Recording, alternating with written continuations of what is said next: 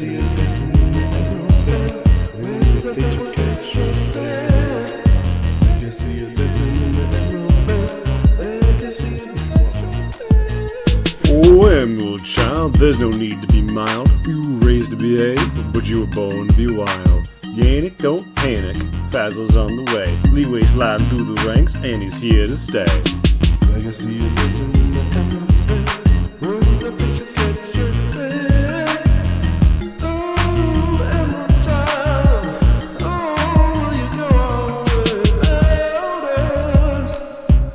without us. Legacy of dancing in the emerald bell. Winds of nature catch yourself. Change is coming through the Nichibotsu. It's nature now, no one yet supposes. But don't fear now the threat it poses, 'cause everybody's ready for the rain of roses.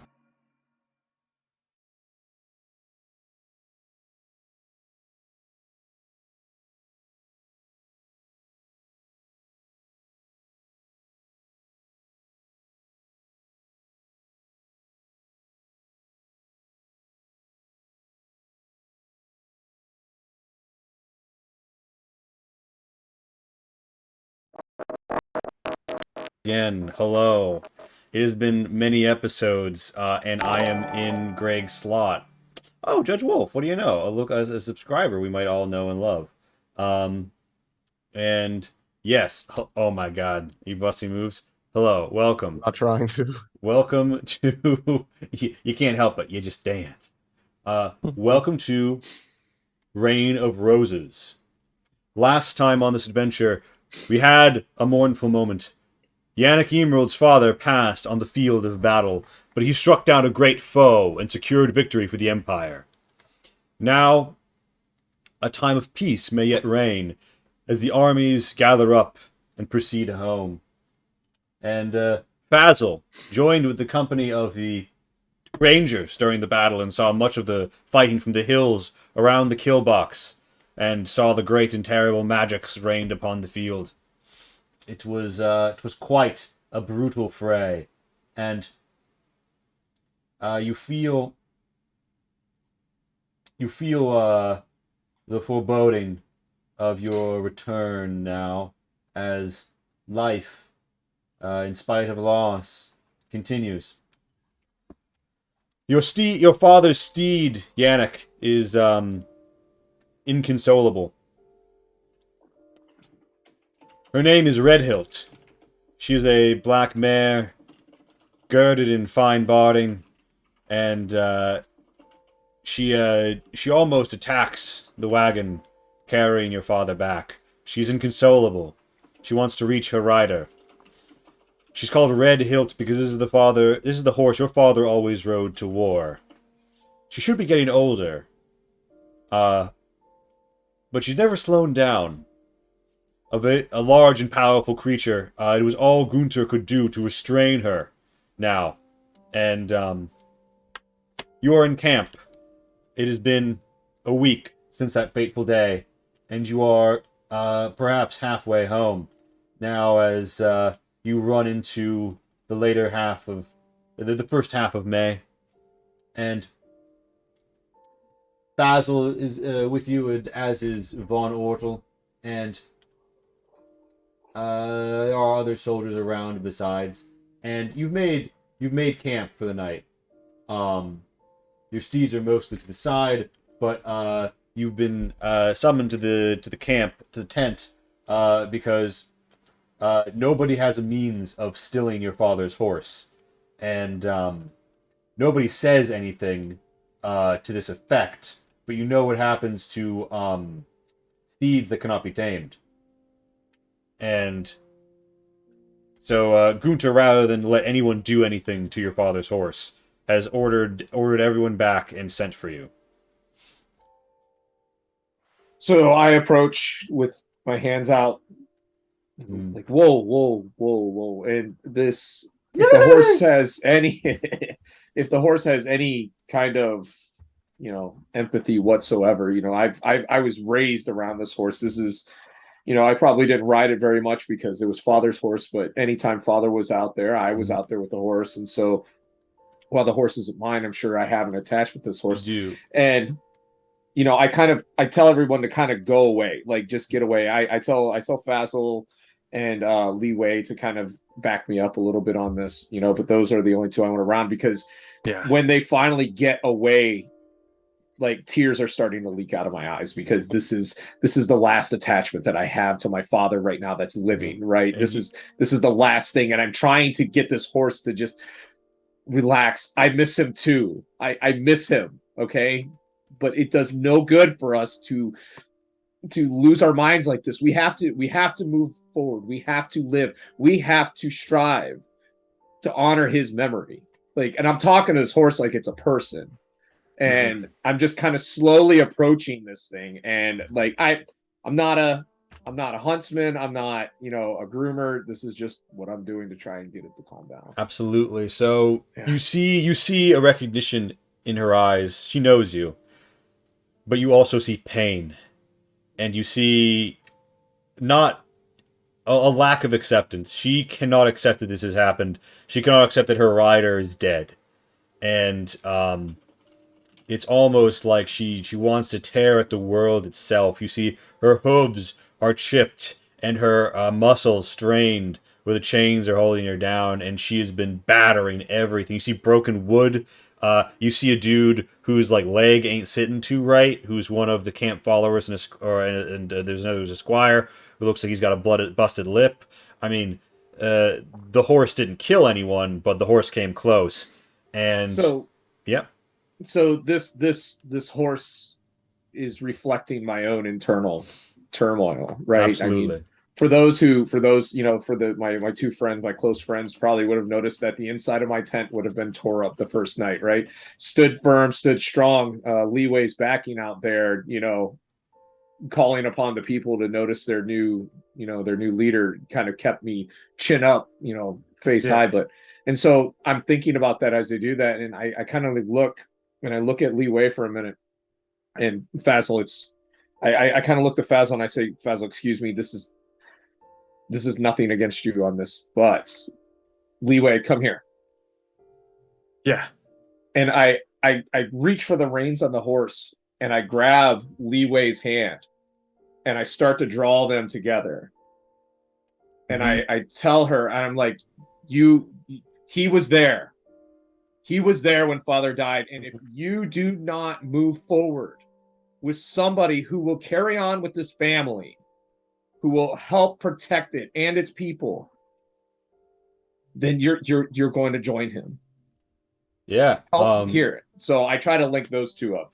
Lee Wei, she looks at you. Oh my god. You're not sure if she understands what's been said, but make me an animal handling with advantage.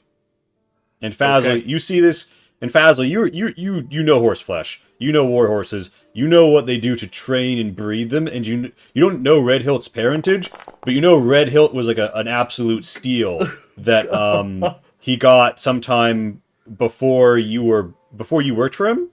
Wild horse, sold for cheap despite being a badass war horse because no one else could ride her.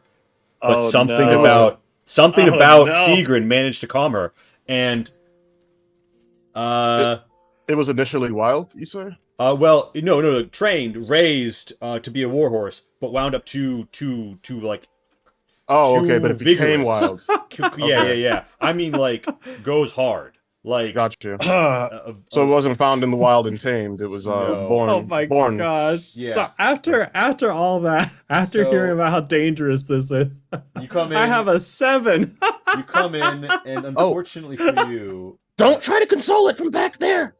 You get a front hoof sort of lashes out near you, and I'm praying this is a narrow miss. Narrow miss. You. Now here's the question. Lee Wei Yannick, you see this, do you back off, are you afraid, or do you stand your ground?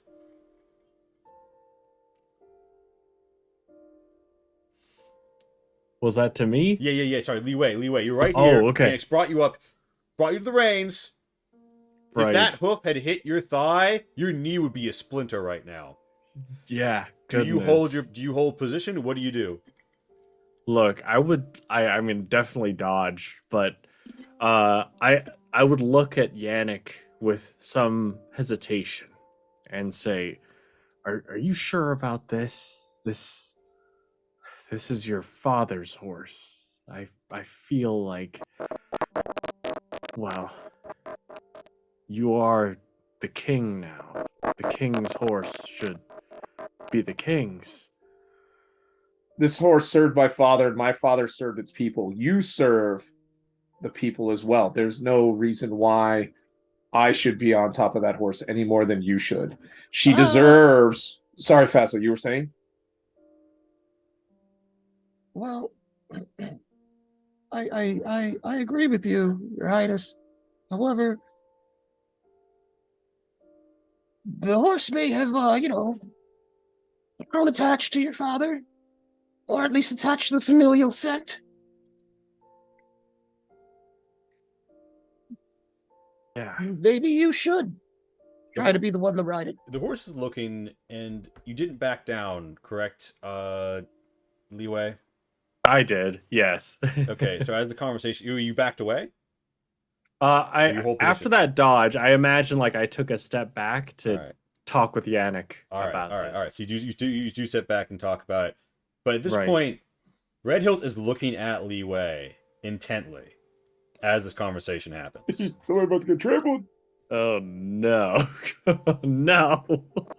Yeah, so there's a fiery look in this steed's eye. This mare is looking right at you. You see, there's a hint of red in her iris, and yeah, Do I see this?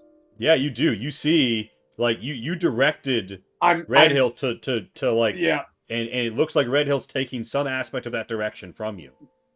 Oh, so it looks like it's a good thing. It doesn't look like it's seeing red and about to No, just no. start. You know, Red Hilt is noted as Red Hilt for two reasons. One, slight red swirl in the eye. Two, whenever he rode Red Hilt into battle, he knew his hilt would be red with blood. So, I slap Lee Wei on the back and on the behind, and I'm like, "Get up there! all right, Lee. All Do right. it! Don't grab the All right, bridle. Just all mount up." All right, Your Highness. I'll try. I'll try to vault up there. You go and, for it. You approach. know, You vault. Come what may. Yes. You give me an acrobatics. Just hop up on there. You and Von Ortel, who's like slightly in the background because everyone was told to hang off, says, "With the legs." Sorry, dude. That's a Roll that with advantage. Von Ortel is reminding you of your leg day training. Oh my goodness, leg day. You did not skip leg day. You mount her. She pulls back. You are 90 degrees. You're parallel with the ground. Her hoofs go wide. Everyone looks, and she rips off the chains from the mountings holding her down, and she rides forth onto the road, throws back her Oh my mane, gosh. and cries up, and it is all you can do to hold on. I'm But running you are for riding Artax to chase after him. Yeah, you summon your horse. You summon your horse, but in a moment, it is no longer needed because she looks at you, she whinnies, and you see a tear down her own eye. But she lowers her head and lets Lee Wei climb off. All right. That wasn't as bad as I thought it'd be. Now that is how you tame a horse. Whoa. All right. All right. Mein Cantos. What a deed. We shall drink Oh. of this tonight, Lee Wei. And, Yeah. Yeah. Yeah, I mean, everyone looks and everyone is incredibly impressed. People are, Yannick, by the way, looking to you now more than ever. Everyone knows that Delricker is alive back home and your mom is in Killers of the Flame, but ultimately, you are going to get crowned. And people are looking to see what kind of leader you're going to be. And people watch with great intention from across the camp as this happens. Gunther, in the distance, doesn't say anything, just sort of lumbers there, 8 foot and change tall. You get an approving sense at this display. Another man might have, tried to do something hasty with your father's horse when it started lashing out. But Gunther, who, by the way, has barely left your father's casket side since you trusted him with carrying his body back, watched with intention and seems quite approving. Now, though, you guys are hungry. It's been a long, long day on the road, and it is time for you to head back to camp and, have a bit of a snack because, You guys are fine. There's some soldiers around. There's Von Ortels around, and you're walking, you're talking. Leeway. Important question. Fazil, do you think for a casual thing like this, you'd be riding Cha-Cha, or do you think you're just walking around? I don't see no reason why not ride Cha-Cha. Okay. So you're mounted up on Cha-Cha. It's important to note. And you guys are walking along, singing a song, You're probably not singing a song at the moment, to be honest. But you're walking through the grass by the camp. You see the beautiful rolling hills of the Empire, and you're glad to be headed back towards home. Oh shit! Really? You don't have any of that visible? I'll fix it in a second. When you get downtime, that's why it was sent through text and not through voice. And smart. I should mind my comments. But you guys are walking along, and you feel like you're doing all right, like you're walking along, and then there is an absolute sound of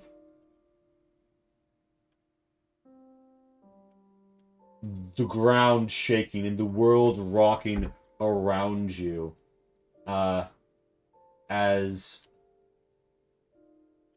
you just you shake. You see tents are coming through, people are running around, and all of a sudden the ground breaks away from under you with a sound effect I apparently did not upload to the Foundry. And the world, like, you see the world clatter below you. You hit jagged rock, and you are all of a sudden falling fast and hard. You have barely a moment to react to what has occurred here. How many of us are there? Because I So- would like to cast Featherfall. So if I can there to slow is it down. Cha-Cha, Fazil, you, Yannick, Von Ortel, and one soldier you don't know the name of.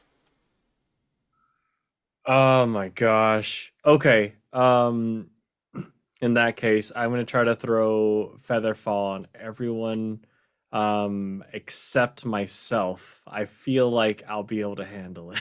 Oh shit. Wait, I might be able to handle myself, to be honest. Let me just double check Oh my snap. abilities, because if I can do that and you can be fine, then we might be able to. Yeah, but here's the thing. Can This is just- Cha-Cha fly? Oh, yeah. I might use bees or something like that. So there's a split. Bees! Oh Remember shoot. though, Okay. You guys can make this decision on the basis of like whether or not you know Fazil has this ability, but like it's split second. Like you're falling, the rocks are hitting you, everything's flying everywhere, and the earth is Right. opening up, and you're seeing these pillars of rock, and you're seeing like the dark maw of the earth rising up to swallow you. Oh my gosh. Okay, yeah, like I'd imagine like maybe a like quick eye contact and seeing Yeah. if I see like the trace of bees beginning to form, then I'll focus on everyone else Okay, knowing so that Faz will everyone be good. else actually gets up You and- actually will not see the trace of bees begin to form, Oh, and you will see snap. panic on Fazil's face. Oh He's no, like- then He's okay. he might have thumbs up and then realize like, oh wait, I can't do that yet. Oh no! Oh my gosh. Okay. Then Leeway it's like as we're everyone else is slowing down, looking at Fazil, it's like just this look of panic in Leeway's eyes.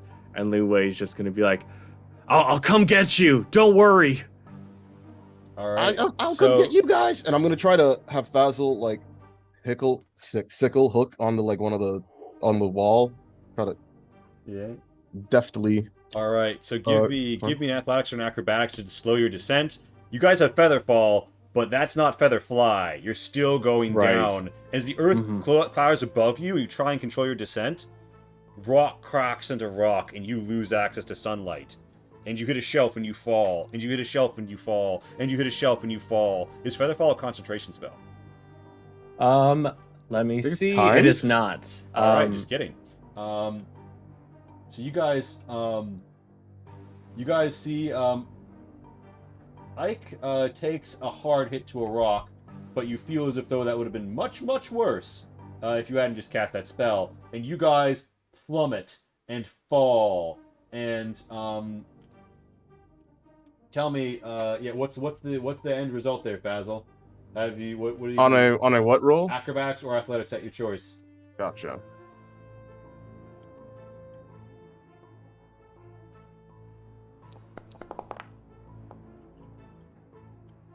You 14. fall and you're dinged, but you're not as dinged as you should be. Ooh. Here's the thing.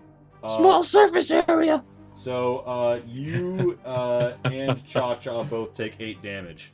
Ow! Oh no, Cha-Cha. Oh my gosh. Okay. I'm about to ping you over to where you guys are. Okay. Hello and welcome. It is dark. You are in a cave. The area above you has collapsed, and dirt and rock sprays around. Aw. The soldier with you gets up as he miraculously looks at the fact that he's fallen, and he looks around and he says, "My liege, we've survived." And Von Ordel, you see landing on some rocks that would have stabbed him pretty fucking bad if not for Featherfall. Kind of steps off and says, "Oh, I cannot see us sing." And Cha-Cha and you hit with a bit of a crunch, and Cha-Cha's not doing so hot. Oh no, Cha-Cha. So Yeah, I don't mind cave so much. This is actually pretty cozy, but Cha-Cha is notoriously not a fan. Yeah, and to clarify, it's like Yeah. y'all having a hard time seeing shit. Yeah, torches. And Oh, here, I got him. So I'll worry about lighting the torches since I can see like at least a little bit, probably like an outline of the bag, yeah. So you go for your bag and you whip out a torch. and I'll start. This is insane that this has happened. My sword is out. Yeah. My sword now, since it was my father's. But... Yeah. You see light. There's blood from falling, and there's blood. Bobrin calls out, I think there's a body over there. Hey, by Puckstream Rewards. Hey, fangirl. And you see a pickaxe and collapsed stone and blood and suggestions of fabric crushed. So I don't see anything yet, like where that would be, so that I could move Oh, over you- to it. But I would, You not once see the it yet? torch is struck, no, I see within a 2-foot circle. of Oh, me. but I have the torch on Fazil. Oh, I can only see myself too. Yeah, I Oh? can see. I can see just fine, I think. Maybe if Oh. I shift myself a little. yeah, let bit, I'll me be able try to see. move over. Nope. Nope. So I have the torch. I'm only Oh, on there the- we go. There we go. Okay. You just needed. I think I just needed to move They myself. just needed yeah. to update Fazil. Yeah. Nope. Okay. I still got nada. But Oh. given this information, I would approach and wave people over and point at the pickaxe and say, this obviously. Do you see any ore around here? Was this a mine, or did somebody undermine this? But the ceiling closed in upon us. This has to be some type of Yeah, and you guys, by the way, you guys fell for like 10 minutes. Oh God! You're Oh my you gosh. hit rock after rock after. This is deep. If it's Wait. 10 minutes, the Featherfall wouldn't last that long. So It's a 1 minute thing. So, I'm gonna say what happened because I don't want to like override like your cool player idea of getting to cast a spell. From is basically you guys feather fall until you get to a point where you can sort of like kick slide because Oh, okay. you would have been if this had been straight down, you guys are dead. Right. Oh my gosh. So you're deep and I still see nothing. So it's but more that's like a fine. slide than a fall. yeah, more of Just a a bumpy, okay. There's heavy rocky slides and heavy slide. falls. So okay, I'm gonna toggle the slide torch. to the ground. Okay, you seen it now? I see it. Are you seeing it now? There's a pitchfork right here, right? Cha-cha now. That's right. Somebody got the joke. Yeah. Good to go. All right, so you guys are seeing. I am not. I am blind as. I click on you and see. I hate to say it, but try. Let me. It might be me. Let me do a refresh. Yeah. That's usually the problem. I'll say, with whatever the change was, I no longer see. Oh my Doing a God. refresh. It's fine. It's fine. I added an extra torch, so that shouldn't take away your. we can work with whatever Yeah. we got. We ain't got to worry Yeah, about it. So So, Bobrin comes so- over and says, "There's a pickaxe over here." and so I go over and I take a look at the pickaxe. Is it old? Has it been in here for a while? Does this look like It looks fairly new, although you would know it's got like a rich iron hue to it, but it does look there's something weird about the wood. It's kind of got more like porousness to it than you'd expect, and it's more like purple and gray than a tree. But it looks like a firm tool, and it wasn't damaged in the collapse somehow. You think maybe it fell just beyond. Is it magical? You see, it looks like it's iron, and it looks like it's got a gray and purple woodish shaft. That's what you can determine. so? Does anyone- Go ahead, Fazil. Sorry. Oh, it's okay.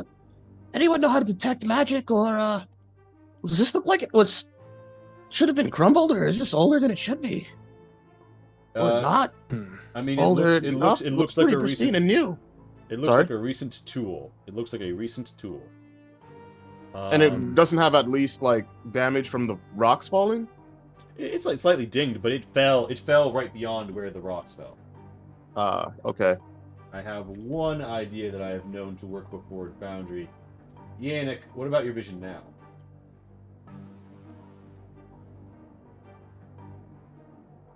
New. Wait, what about your vision? I see nothing. Say, yeah, I can only see in my immediate My vicinity. circle. Yeah. Yeah. Okay. Here's a question. Do you see now? Ah, There yeah. we Now we go. can. All right. This is the yes. least optimal fucking scenario, but we'll live. Okay. So. Oh God, there's double Yannicks. Oh my god, yeah. I will kill your doppelganger. One day. Doppelgangers. They're vying for the throne. So does while you're undoppelganging me, does this cavern that we're in look Doppelgang like? Ooh, yikes! Too many Yannicks.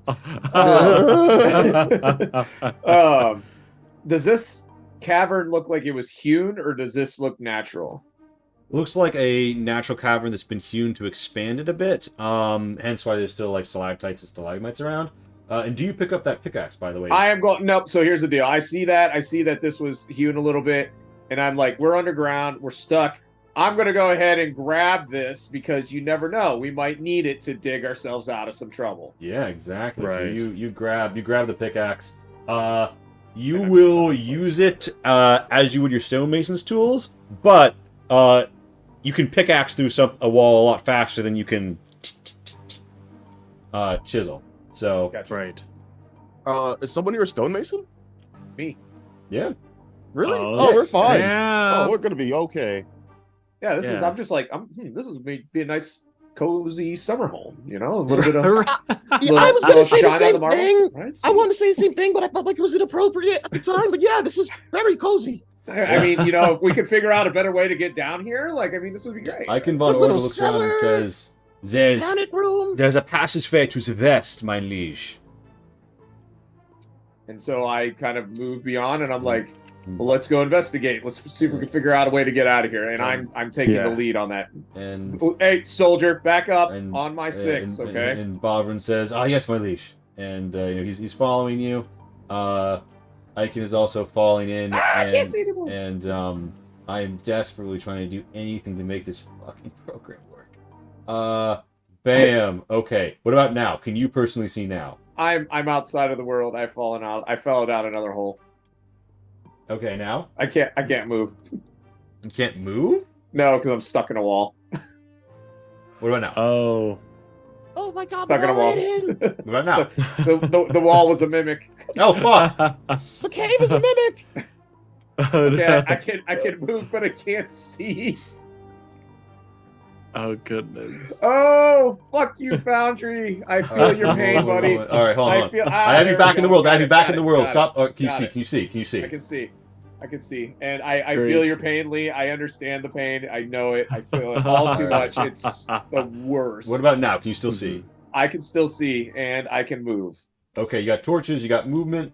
Bobrin is like kind of like looking to the main squad. Now, Yannick, important note here. And you guys can like follow up as far as you would. And Come on, Bob, get up here. why am I not getting? Why am I not seeing your torch when I? Oh no, my torch. Okay, I can see again. But stop taking my torch. Oh, also, I'd like to put Cha-Cha like, make a little makeshift backpack for her. All right, and you want to like keep her stored. Yeah, like a baby Bjorn almost. Yeah. Oh. All right. So you moved where you'd be, but Yannick, you know cracks in this wall. Your stonemason senses are telling you might be able to wrest your way through.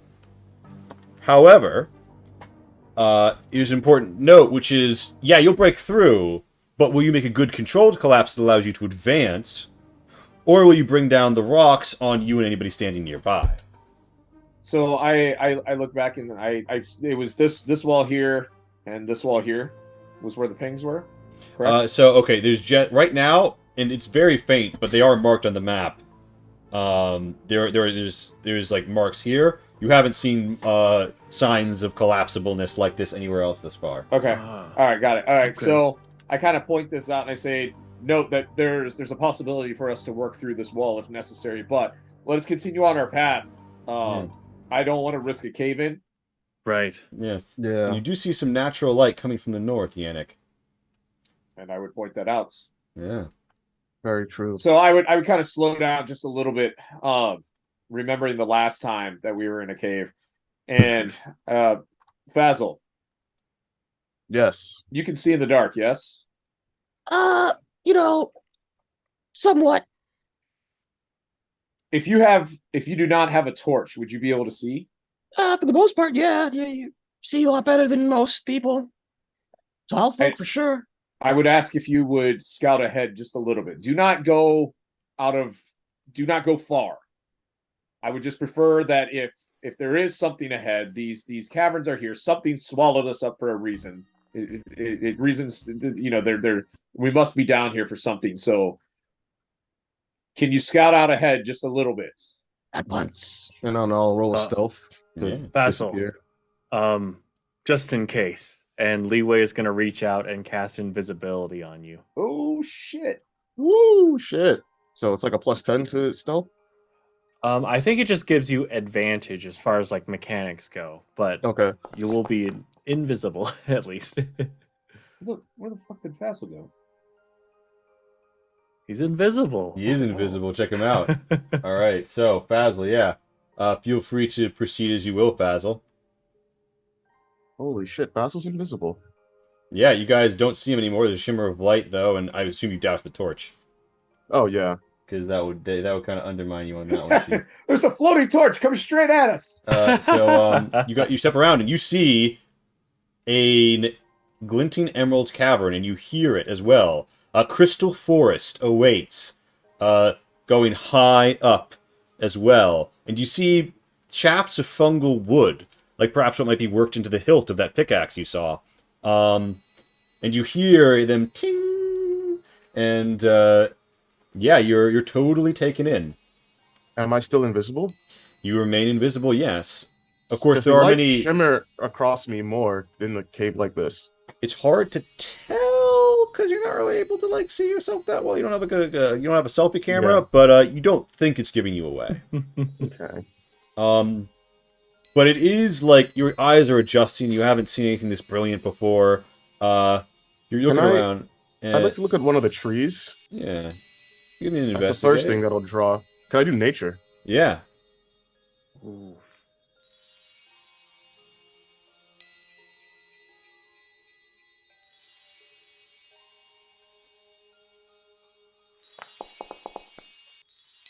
Oh. Well, it's a fungus. It's among us. It's large, but not humongous.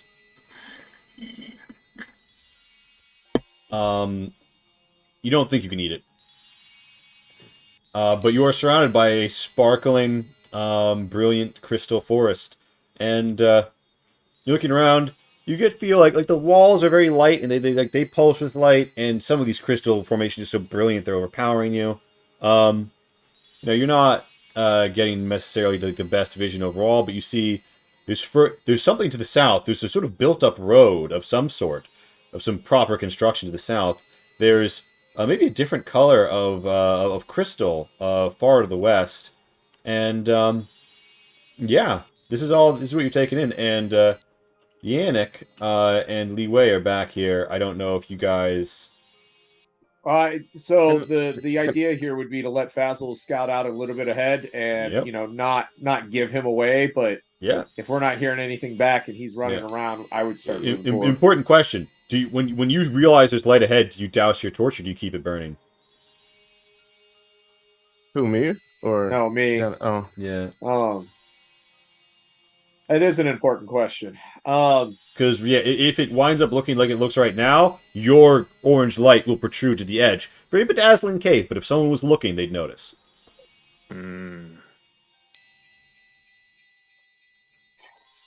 I would keep it lit. All right, you keep it lit.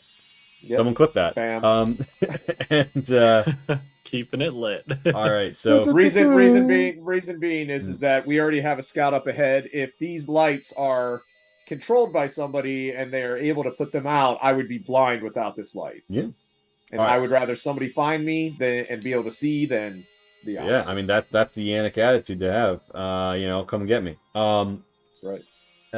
Ike is bringing up Ziria, and Bobrin is here with his spear as well.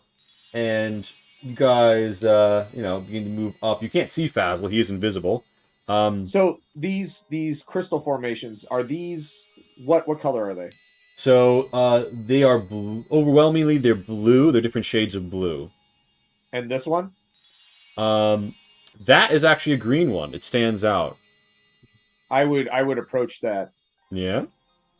Um It's a brilliant green glowing crystal. I would touch it because I can't help myself. I'm still 18, man. Like it's like Yeah. So you emerald's my jam. You know what I mean? I you're not sure it's can't help necessarily- can't help but rub my crystal Yeah. every so often. Okay. Yeah, it's a great crystal. Got a smooth finish. Basil and Bobber and bump into each other like oof. oh, I'd try not to. I would whisper to Li Wei, and Yannick. There's a looks like a constructed paved road to the south. A and road. different- Yes, and different gems to the east, sire. And so this crystal is it? oh, west. My bad. I heard you. No, I caught it. It's cool. Does this look like natural growth, or does this look like somebody put this here? It does look like a natural growth. You can tell, and at the far western edge, you also see slightly different coloration on some of the crystals. It looks like the core of the cavern is blue, but the edges sort of branch out a little in the coloration.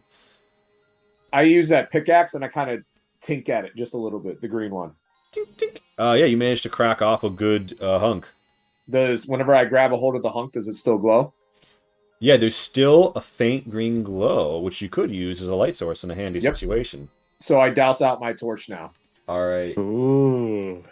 All right. And so I look to Fazl and I say, do you know of anything that would live this deep in the earth that would construct roads?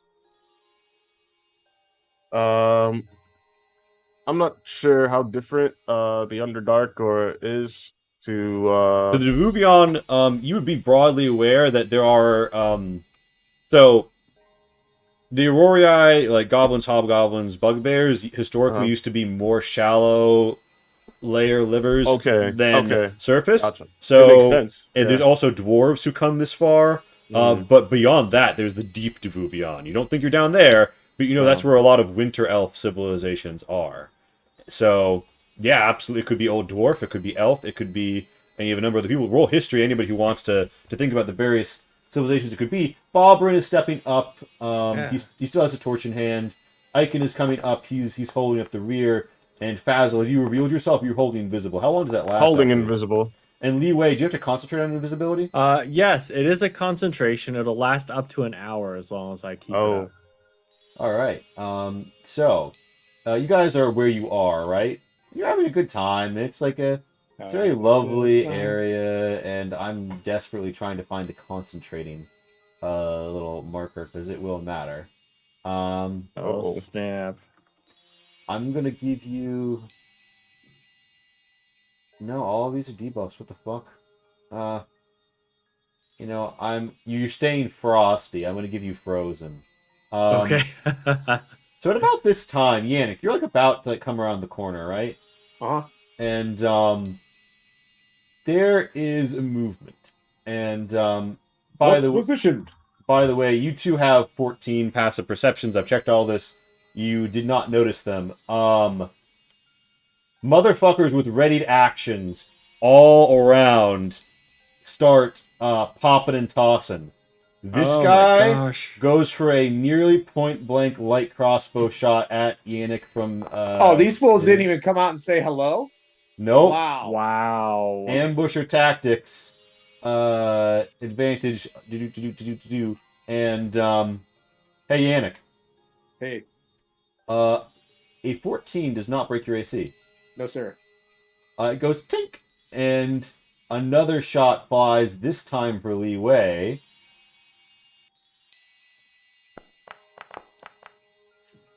Oh my Li Wei. gosh. Oh. Uh-huh. So Li Yeah. Wei, make that con save, because you feel something starting to spread throughout your body, a drowsiness. Okay, let's go. Okay. So you Oh, fail no. that. You know you're falling asleep, and you're also taking 11 damage. Ooh. Li Wei. And yeah, that's not great. So Li Wei, you know, at the end of your next turn, you're gonna be asleep. Roll me a con save to see if you keep concentration on your spell. Okay, great. Now, because of the feature I took, I do have advantage on this. Hell yeah! So, Sick. let's go. All right. Nat 20, Let's go. All right. So you're holding until you fall asleep. Basil is still invisible. Basil, you can see Okay. Li Wei. He's holding on. He's been struck by a crossbow bolt. His eyes, though, it's like he's fighting to stay awake. Like you see him in the library cramming on exam night, but he's there. He's fighting, but you can tell he's fading. And Okay. Ike, you know, long sword up, yells, "My liege!" and is ready to go in. At the same time, dark gems fly. As Oh my an gosh. explosion of darkness clatters all over. And Perfect. so here's the thing. This darkness seems to be magical in nature, and it is actually denying your ability to see through things, Basil. I don't need to see. Alright, so, and I'm going to put down a little marker that's better for them in just a second here. But, yeah,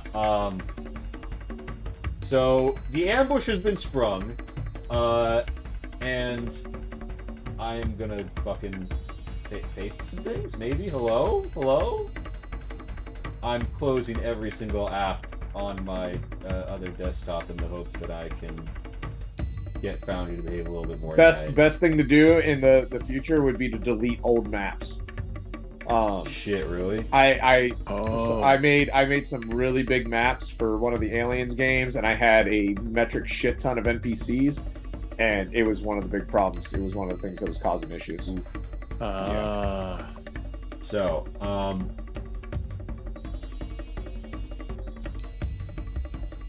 yeah, so the darkness envelops you guys, and you feel yourselves blinded,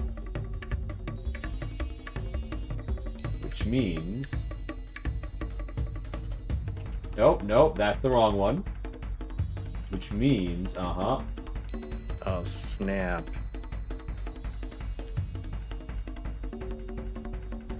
okay. It's danger time. Y'all ain't seeing shit. And Yannick, someone flies through the air and you feel them upon you.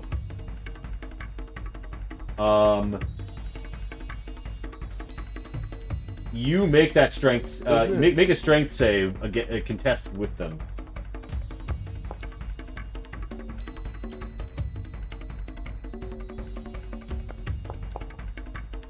Oh my gosh! Someone tries to nice. hop you, you're totally blind, you've been jumped, and you just rebuff their ass. Hell They fucking yeah. fall on their ass.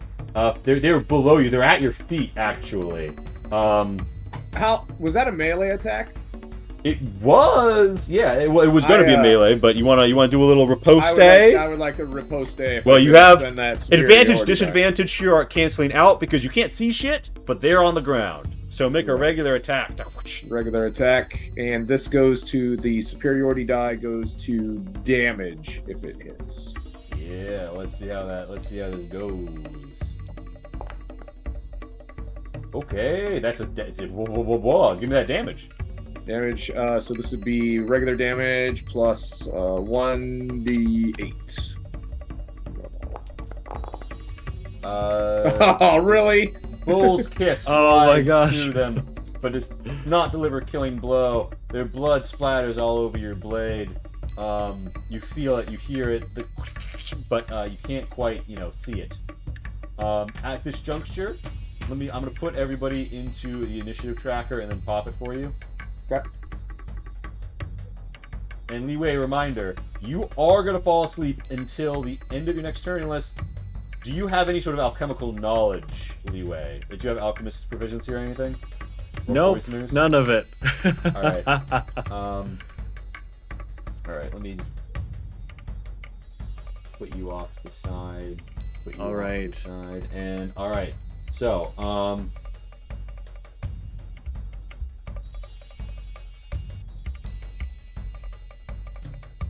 let me just alright. So, it is now a Pouncer's turn. So, the person who just kind of like popped you and like got knocked on their ass and fucked up, they stand up, they rise to their feet. Leeway, you feel someone moving near you. And they go in, you feel the whistling through the air of a blade stabbing for you, Yannick.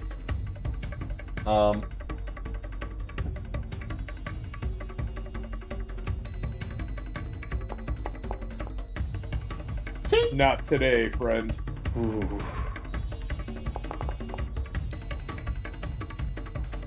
What about today? It's right. Hold on one sec. Let me see if I have the. Okay. That would. One second. I just need to know how this thing works real quick. The question Yes, is, that would. yeah. So are you thinking about pairing? Because the thing is, you don't have a reaction at this point. No, I don't have a reaction. I'm gonna take the smack. That's what I gotta Alright. do. The dark dream starts to flow through your veins. Give me that save.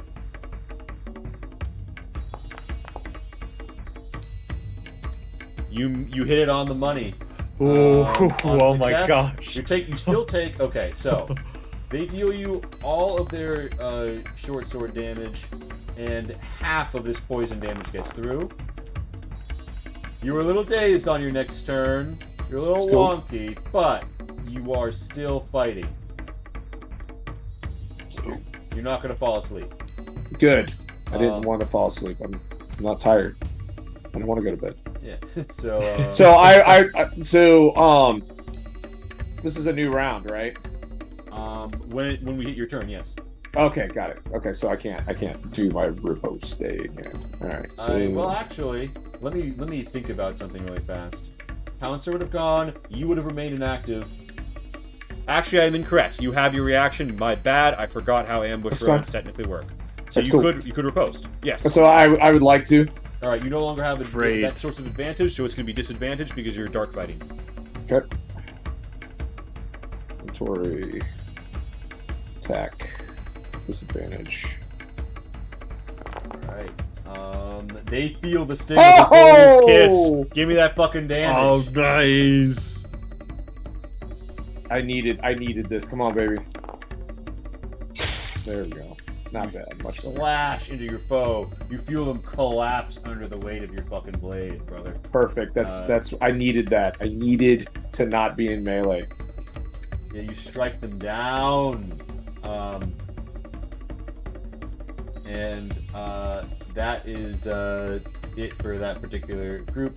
Eichen von Ortel, Ever a Am man I of able action. Yep. during somebody else's turn, am I able to say anything? Yeah, Or do I yeah, yeah. have to- Speak by all means. What do you call out to your men? This guy comes in, you know, or gal or whatever she may be, comes in and gets through my armor, and I kind of flinch off to the side, and I swing back and just straight through the gutty works, right? And I'm like, fall back, to get back to the bottleneck.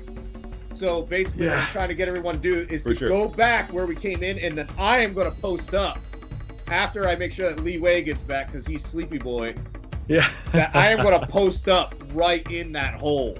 Like they have to go through me to get to them. All right, so Icon just knows that you ordered him to fall back.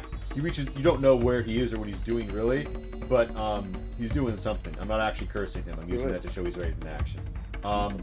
Basil, it's also your turn. Grouped initiative just kind of works weird. I don't know if I can pop them out of that, but Basil. Yeah. So, I might actually be able to say I've got 10 feet of blind sight from blind fighting from nice. fighting initiate feat. Yeah. All right. Well, that means so. Let me give you a detection mode that will allow you to yeah, and it's tremor sense basically, right? Yes, that I can see a creature within 10 Update feet. token. You've got 10 feet of detect. Great. These are the ones you're aware. You know your friend Faz of Li Wei is here. You feel someone moving over here, and you feel someone who just hit the ground and is fucking bleeding out like it's nothing right here. So, what do you want to go for, Fazl? What's the play? I will begin to drag the leeway, All right, and so I will cast. Once I bump up against the Bobberin, I will cast Fog Cloud. okay, so snap. so Li Wei is not yet down, but I'll let you like drag him while he's still standing and like stumbling. If Li Wei consents, Li Wei, you feel a short person pull at you. Do you implicitly trust on faith that it is a friend? Yeah, I will trust on faith. Just feel like if someone's not smacking me or shooting me, I think it's probably a good thing. It's kind of difficult trying to drag him back. So this is about as far as you get. Do you want to pop that fog cloud? Yeah. All right, drop the template. Do I just click the spell? Yeah, if you hit the okay. D20 next to it. Oh, it should go to okay. 10. Wow. Now place measured template wherever you want to cover. Oh, wow. Nice. Because you notice that your enemy were not fighting like they couldn't see. All right, so fog cloud is down. Basil, that's as far as you can get. You're just in the bottleneck. All right. It's some enemies' turns. Yannick, you hear a blade slicing towards you. A set of blades slicing, dicing towards your regal ass. And Not my regal ass. the dagger goes wide, but the scimitar cuts along the edge of your armor's plates, skittering through, delivering 5 slashing damage.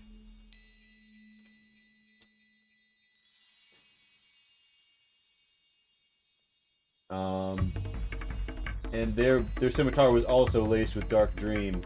Give me that con save. Oh my gosh. No. Yannick, you're starting to feel a little woozy. bro. Oh no! Starting to feel a little woozy. You might have a problem with falling asleep soon. I was a sleepy boy. You were, Said, "See you later, boy. oh my god. It's time to take a nap." Someone dashes up. You're not sure the particulars of that. Someone shouts in Undersprach, which you probably don't recognize, but there are people talking, there are people moving, and at the bottom of this turn, you guys hear like sounds like a door or some heavy gate or grate opening to the north.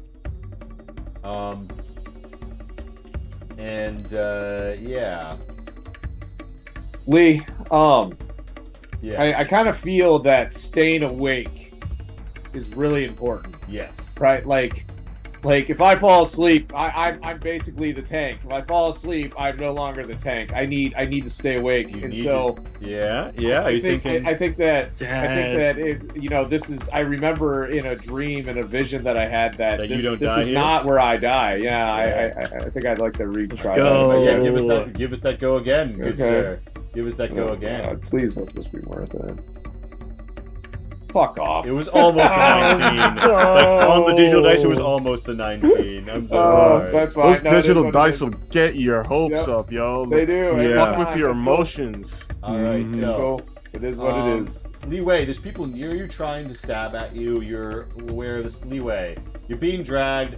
There's like people very close to you who are trying to like cut you, and you know that you are gonna be a sleepy boy at the end of Great. this turn. Okay. So, what course of action do you take?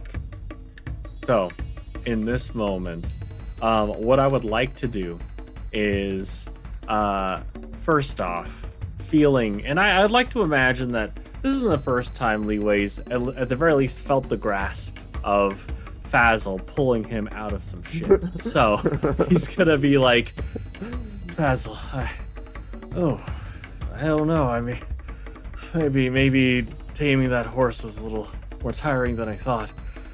Yeah, it really escalated, huh? Yeah, take care of the prince.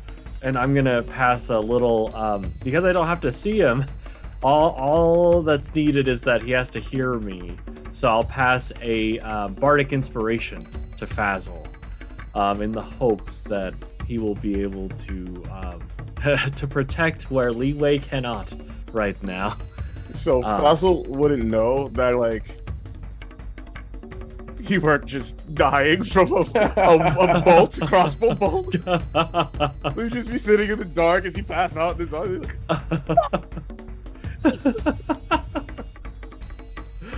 Oh man.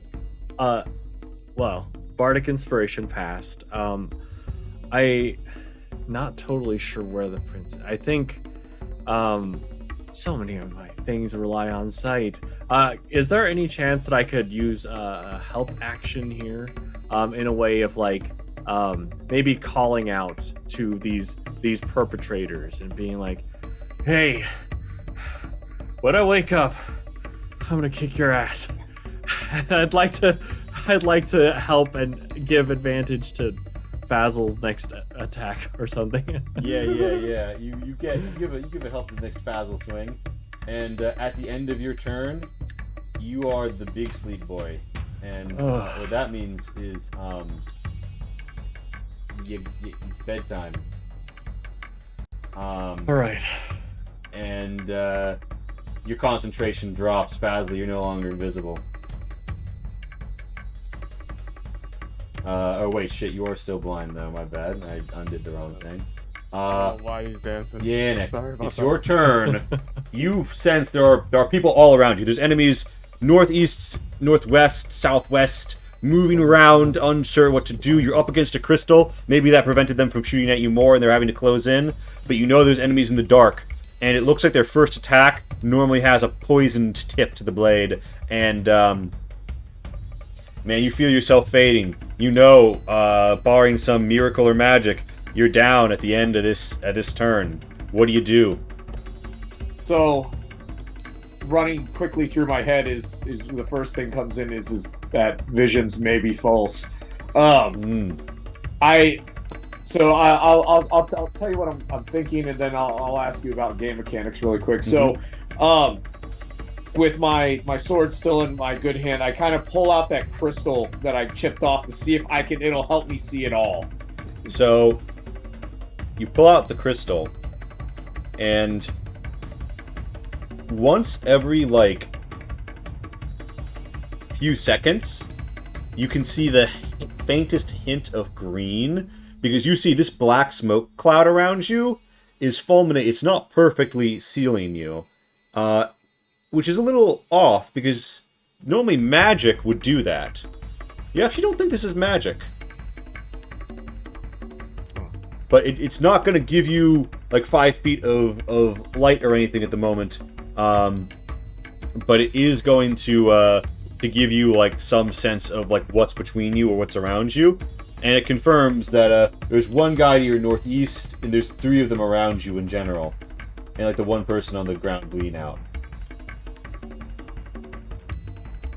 So, second question, game mechanic wise, second wind will not keep me from passing out, right? That is just Regardless of your HP, you're taking a nap time. taking a nap time. Action Surge will give you more actions before you fall asleep, but And so there was somebody that was just engaged in melee with me. All right. So we of the Emerald Rose, our words include to show courage. That's that is our if I remember right, that's our first sentence is regarding courage. And so I would basically swing away. That's all I got. I'm not able to get there. Perhaps I am now seeking glory, because that's where courage stands behind. So the one that was in melee contact with me, I draw back and I'm just bellowing at the top of my lungs and swinging. all right. Give me that attack disadvantage. And dangerous to go alone for Yannick. This is not where he dies. Yeah. So let's see that attack. All right, so first attack, disadvantage. Ugly. You barely miss him. However, you catch him with the flat of your blade, and he falls prone. It's dangerous to go alone. He takes this. And so with my action surge, I would follow that up with a straight. All right, now attack even, not disadvantage. He's down.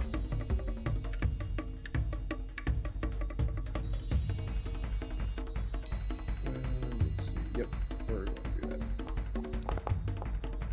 Thread and rib alike split below you as you feel a hit. A palpable hit. Rip into the foe. Give me that damage.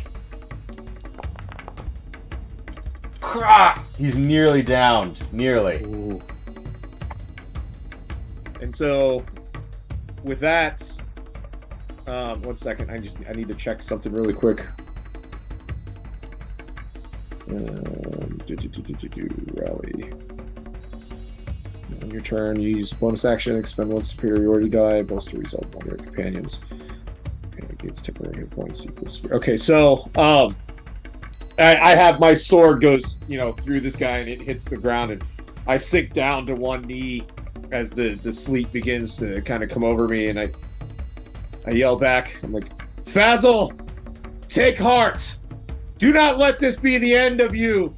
And then I use Rally, which expends a superiority die. I roll a superiority die plus my charisma modifier, and that adds to his temporary hit points. Oh, hell yeah. That's definitely gonna help out when he ever did, I think. So let's see here. Attributes. So 1d8 plus 1. Cool. 2 extra hit points. Enjoy those. If you sneeze really hard, you'll be okay. That almost makes up for the fall I took. Nice. There you go, buddy. So that drops me down, and I kind of sink to the side and fall over next to this guy, or down, whoever they might be, that I just hacked through. Yeah, and you're a dark dream comes over you, Fazl. Everything is fucking dark. They can't see, you can't see. Fog, dust, whatever this is. Someone leaps out of fucking nowhere and gives you the pounce. They are gonna land right on top of you. It's time to contest with strength save against them. You don't have to do much. Okay. I was afraid that was your roll. Fazl. Oh my gosh. I was so scared. All right. Bro, you need to hit the gym. Goodness. Save or check? Save. Okay.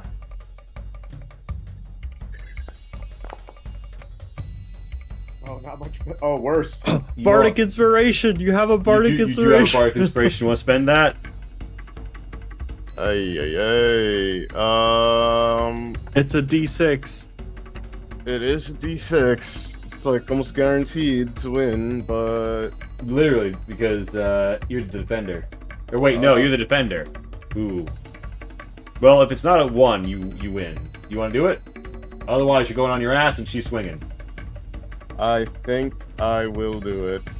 Alright, give me that D6. He Come hits you, on. like her legs are on your shoulders. You catch her. She's bearing down. You feel the blade swing, and then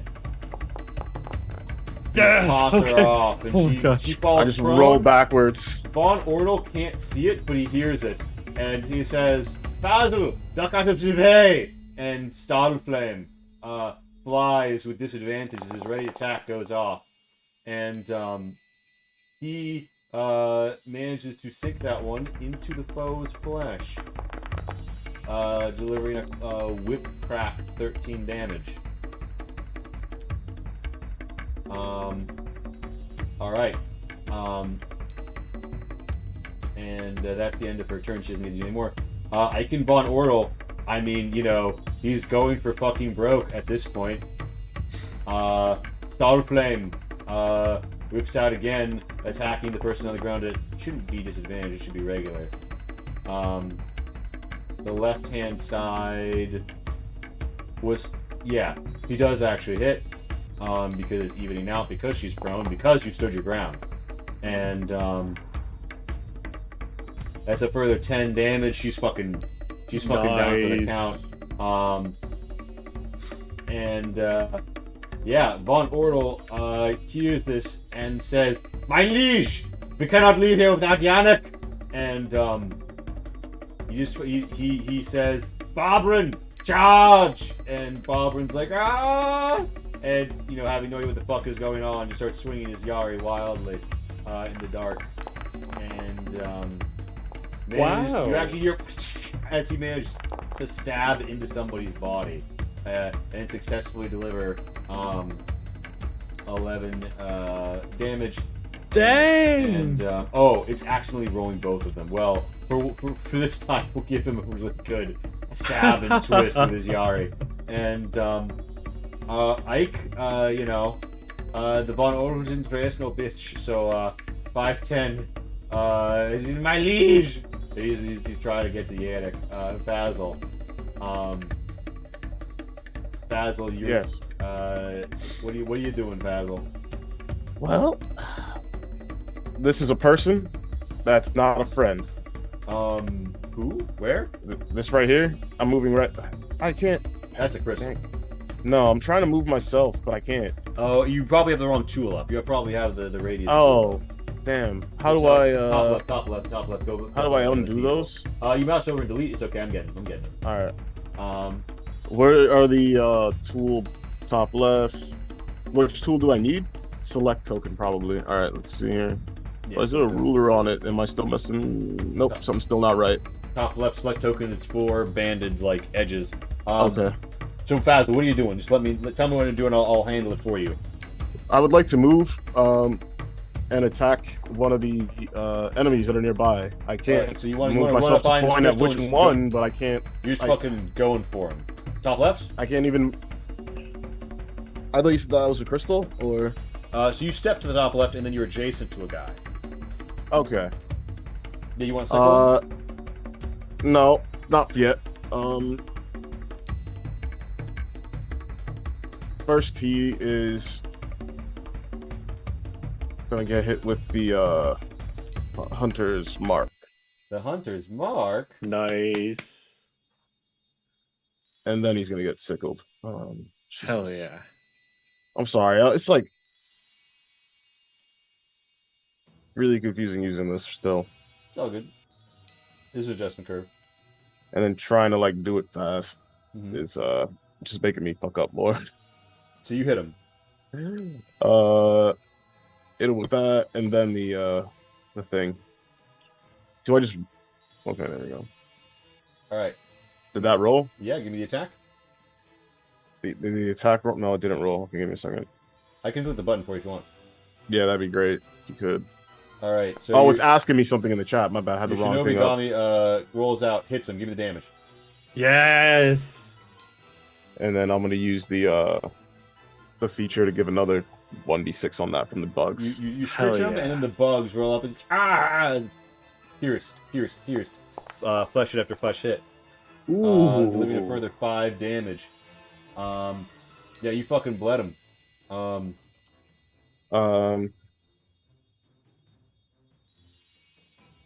does he take d6 from the hunter's mark as well? You have Hunter's Mark on him?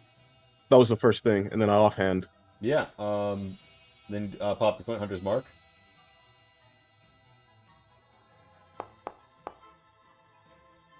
Oh my 11 god, he's up at altogether. 1 gaming. Woo!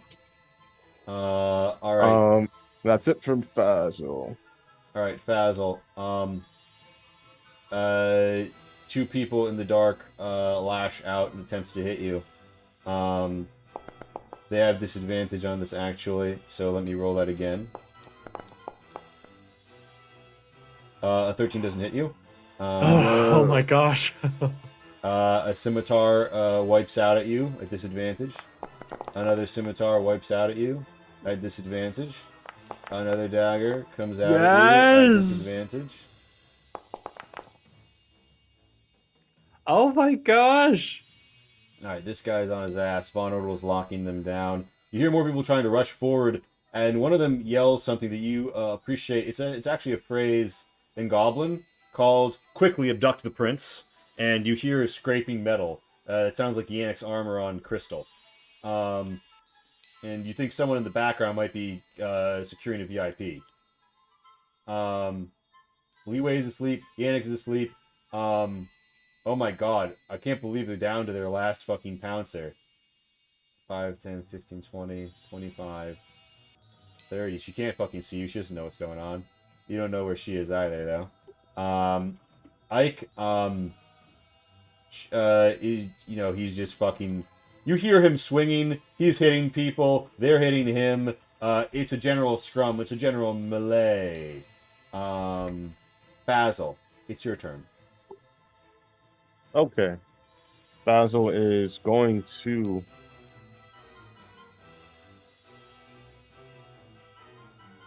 disengage. It's a bonus action. Nice. And he's gonna try to cut the wrist off of the one as he because he's small, he can move through the spaces of Biggs. Mhm. He's gonna try to go and cut off the wrist of the person dragging the prince. Just try to hook it as he comes by with the 5, sickle. 10, 15. So you're going off the sound of his voice, or of the person who called them's voice. Yep. Give me a perception to know precisely where they are, because you're fighting. Oh, no, you're not totally blind. You have blind. No, I'm not. Yeah, I can see them. You sense Yannick's carcass being dragged. Not carcass, but you come over here. Whoa, Give me wow. that attack. Give me that attack Wow, with the wrist. rude. Goodness. All right, Shinobi Gama, and I'll slap normal, and that's it. Let's That's go! a fucking Yes! that's a fucking hit. Give me the damage. Hell yeah. Oh my gosh. Okay. And his wrist then is stung. he's gonna get a d6. Mhm. I'll pop it, or you can pop it. We'll take your 5. He's pretty badly fucked up, but he's still standing. But is his wrist still attached? Yes. He Ah. He does, however, drop the prince. Okay. Okay. That's your turn.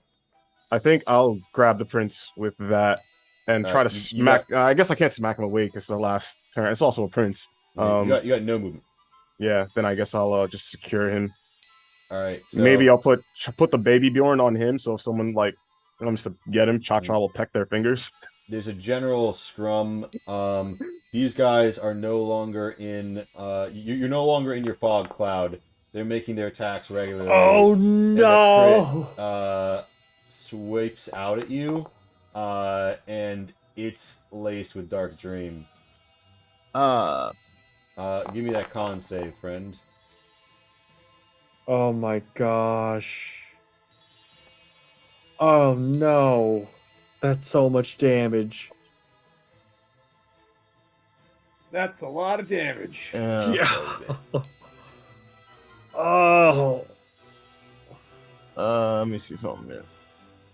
Yeah, so Con you feel save. Oops, the, that's it not hacks you great. right. You feel your collarbone bend in. You feel your eyes bulge. You're not having a good time. How do you? Oh, my bad.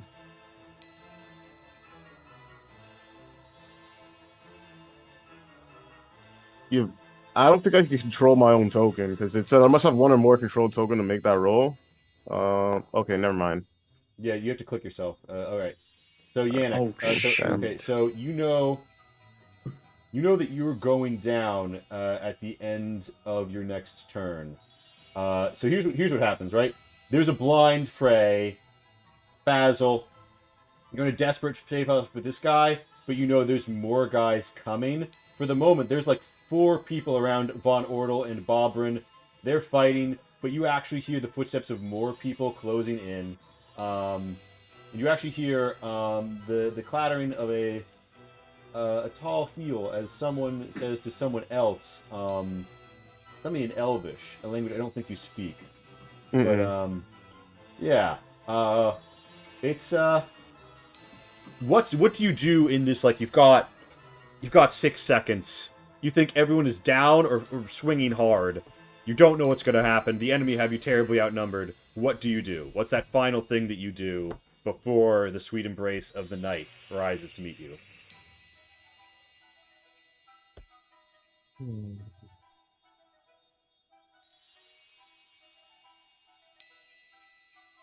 I will dash with Yannick back to the hole we fell through. Try to get into the dragon into the cloud as far as we 10, can. 15, 20. So you're dashing, but you're dragging. You're aware there's a huge melee in that bitch. You're gonna have to try and drag him right through, like, multiple enemies and, like, Icon swinging his blade in the dark without being able to see. You still go for it? Well, I wouldn't have to do it without being able to see, and there must be a way that's Ike like not. can't see. And he's the one swinging the greatsword everywhere. There's no way in past his or your enemy's threat radiuses. So, like, Wait. yeah, you can sense. Who's Ike? Is that just Yannick's nickname? Icon Von Ortel. He's Oh. Mr. Armor Man. He's your guy. He doesn't want to hit you, but he doesn't know. So Oh, okay, never mind. I'm sorry. I guess I was confused for a second.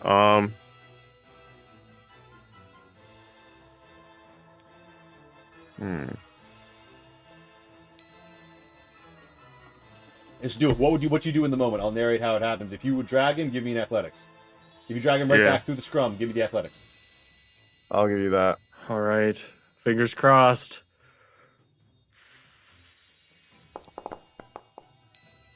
Nope. Oh no. Basil, you wind up running into a dude. You know, you fight forth. You bump into Ike. Ike says, "Who is that?" And you know, you're fading as you're trying to scramble by. You have a big boy wearing, I think, plate armor, so you only get him so far. A dark dream takes you all. In it, there is a dancing, a twirling, a swirling, if you will. The world seems warped here, and you have recollections and reflections of life. The dark dream swirls, and then darkness recedes. You feel a cold stone floor. Your armor has been removed, but your clothing has been left on you. And you look around to find yourselves in a cell. Let me his not count as a beneficial rest. That's a nice try. I had to try for something, man. Yeah. Oh goodness. I mean, have you ever been knocked out with anesthetic? You wake up feeling pretty good, man. So, yeah, there's movement around, and someone brings in a gemstone on a stand, and it kind of like, you know, glows nearby. And bam. Yeah, you kind of see there's people in the cells across from you. There's people inside, and you overhear someone saying something to the effect of, "So they're not going to live either." Well, and yeah, a lot has happened here, and there's the sounds of people screaming and some post-battle medicine being done. Bobrin looks like he was beaten within an inch of his life. Von Ortel too. And Von Ortel looks like he is not doing too well. They got him up on a bed.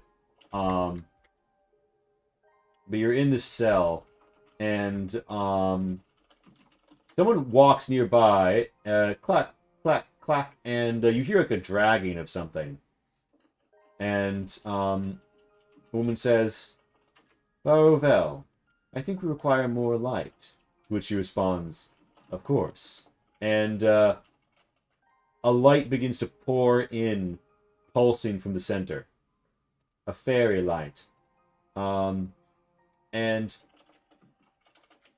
this light now extends and, like, discos around. And you see there are a lot of winter elves in the cell across from you. And other than that, there's one Kartek orc in the corner of the cell looking at you guys. She has a hunk of broken off stone that she's just casually curling with as she watches all of this happen. You guys This are awake. isn't the type of orcs that came from another realm, right? These are the ones that are natural to this area. They are commonly in this world, but they can come from elsewhere too. But they're like the Kartek orc is the most common orc. When someone says orc, Okay. they assume people assume you mean Kartek. Got it. And so she's watching, but she does look like she could have been with the enemy. You don't know. This woman looks at you and says, "Well, well, well. You took quite a few of my men with you. But I see we've managed to capture you all preserved. Excellent." So when she says that, I kind of start pushing myself up, from where I'm sitting. It says, "There was no reason for anyone to die. Your people attacked us without any provocation." "Oh, forgive me. I didn't realize that our trespasser was so well bred. Could you tell me your name?" "I will tell you yours if you tell me mine. We were not here by choice. We were dropped into this realm. We did not mean to trespass upon your lands." She says, "My name is Leshna Yava Ukpore.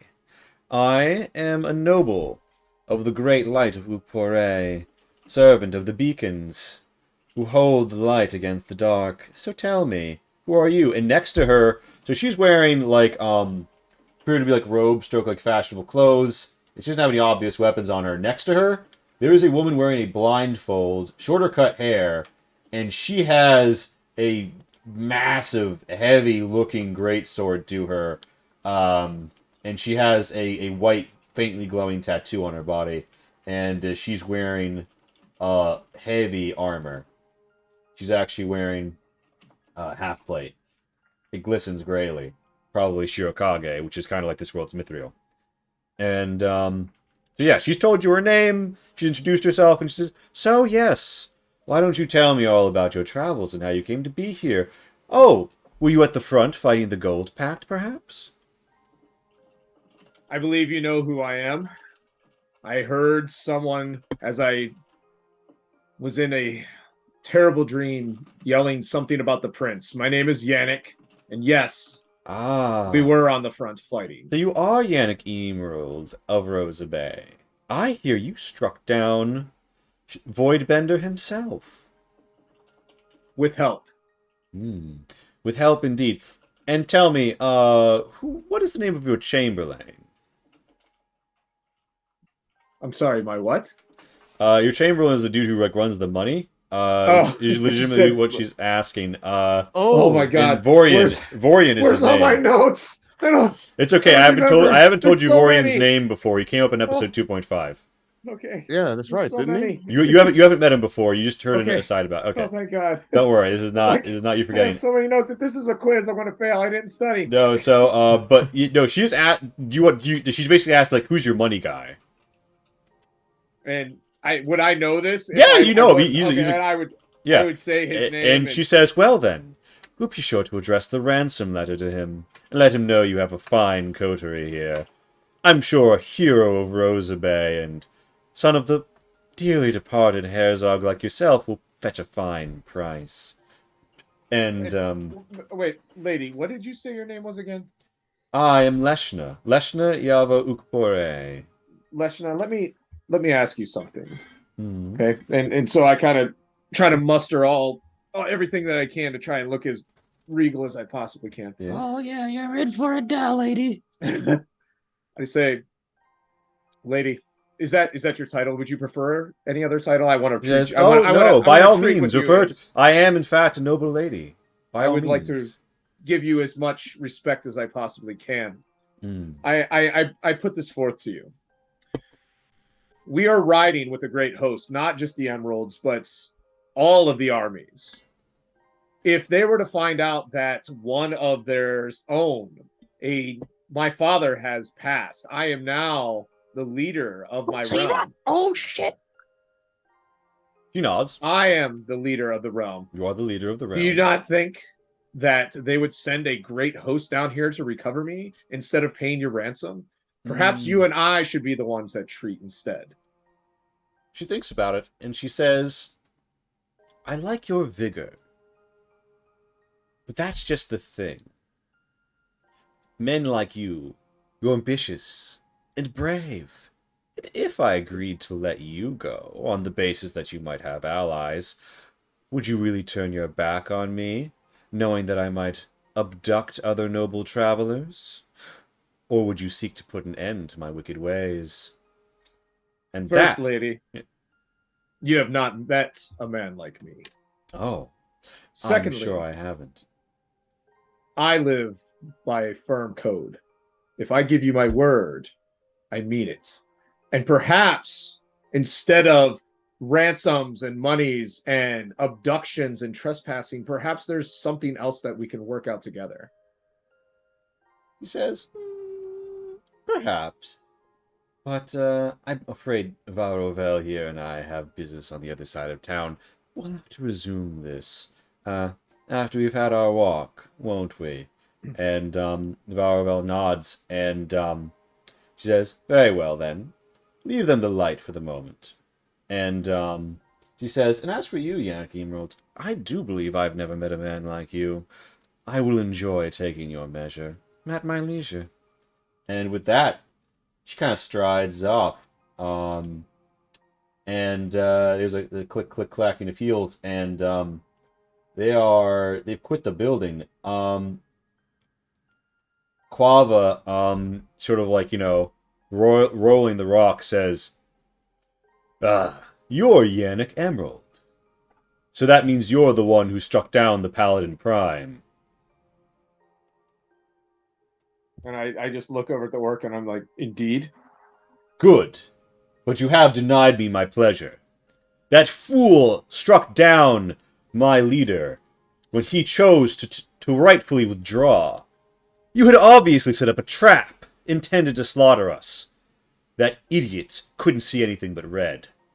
If we had come about and broken through the gun line with one good charge, we could have taken you from the rear and had victory. Instead, he chose death. Death for everyone below him as well. She spits. A poor leader.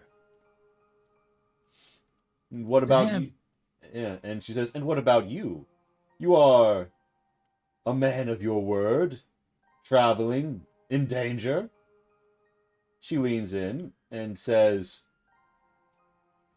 as it happens, you are in need of companions, and I have no company. What say you? And so I kind of look her over for a moment. I say, we're all in this mess together. But before I even speak of this, I must tend to my men. And she says, and that is why And that is why Yeshna Yava Light Pourer will never be half the leader you are. And so I would just kind of give a nod, kind of putting into my brain that we might have an ally into here if we I'm basically I'm telling you the gears that are going in right here. I'm looking at all of these prisoners here across the way. I'm seeing that we have somebody inside of here with us.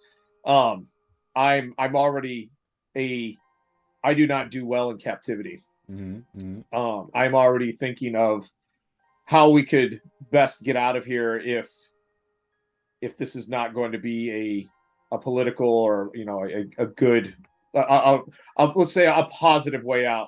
I am kind of going around now to check everyone to see how they're doing, making sure that, asking Li Wei and Fazl for help if they're awake and up and moving, and if they're, what can they do? Because I am a builder and a warrior. I am not a healer, unfortunately.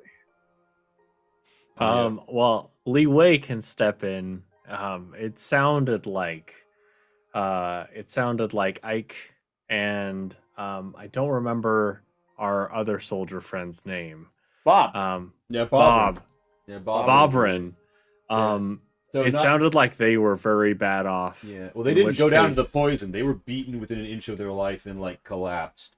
They were slightly. You see, Bobrin does have one bandage on him. It looks like they stopped the bleeding. They wanted as many prisoners as they could get. Okay. I'd go up to them if the king so wishes. I can heal them a little bit.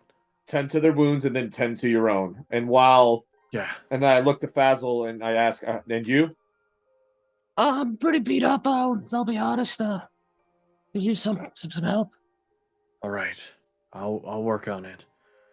And while they're doing that, just as a note, I'm like hiding any kind of discomfort that I have. I know I took some heavy damage there, but I'm starting to use my builder knowledge to kind of take a gander around our cage here. Yeah. Please give me a stonemasonry to appraise. You have iron bars and stone pillars in tight formation.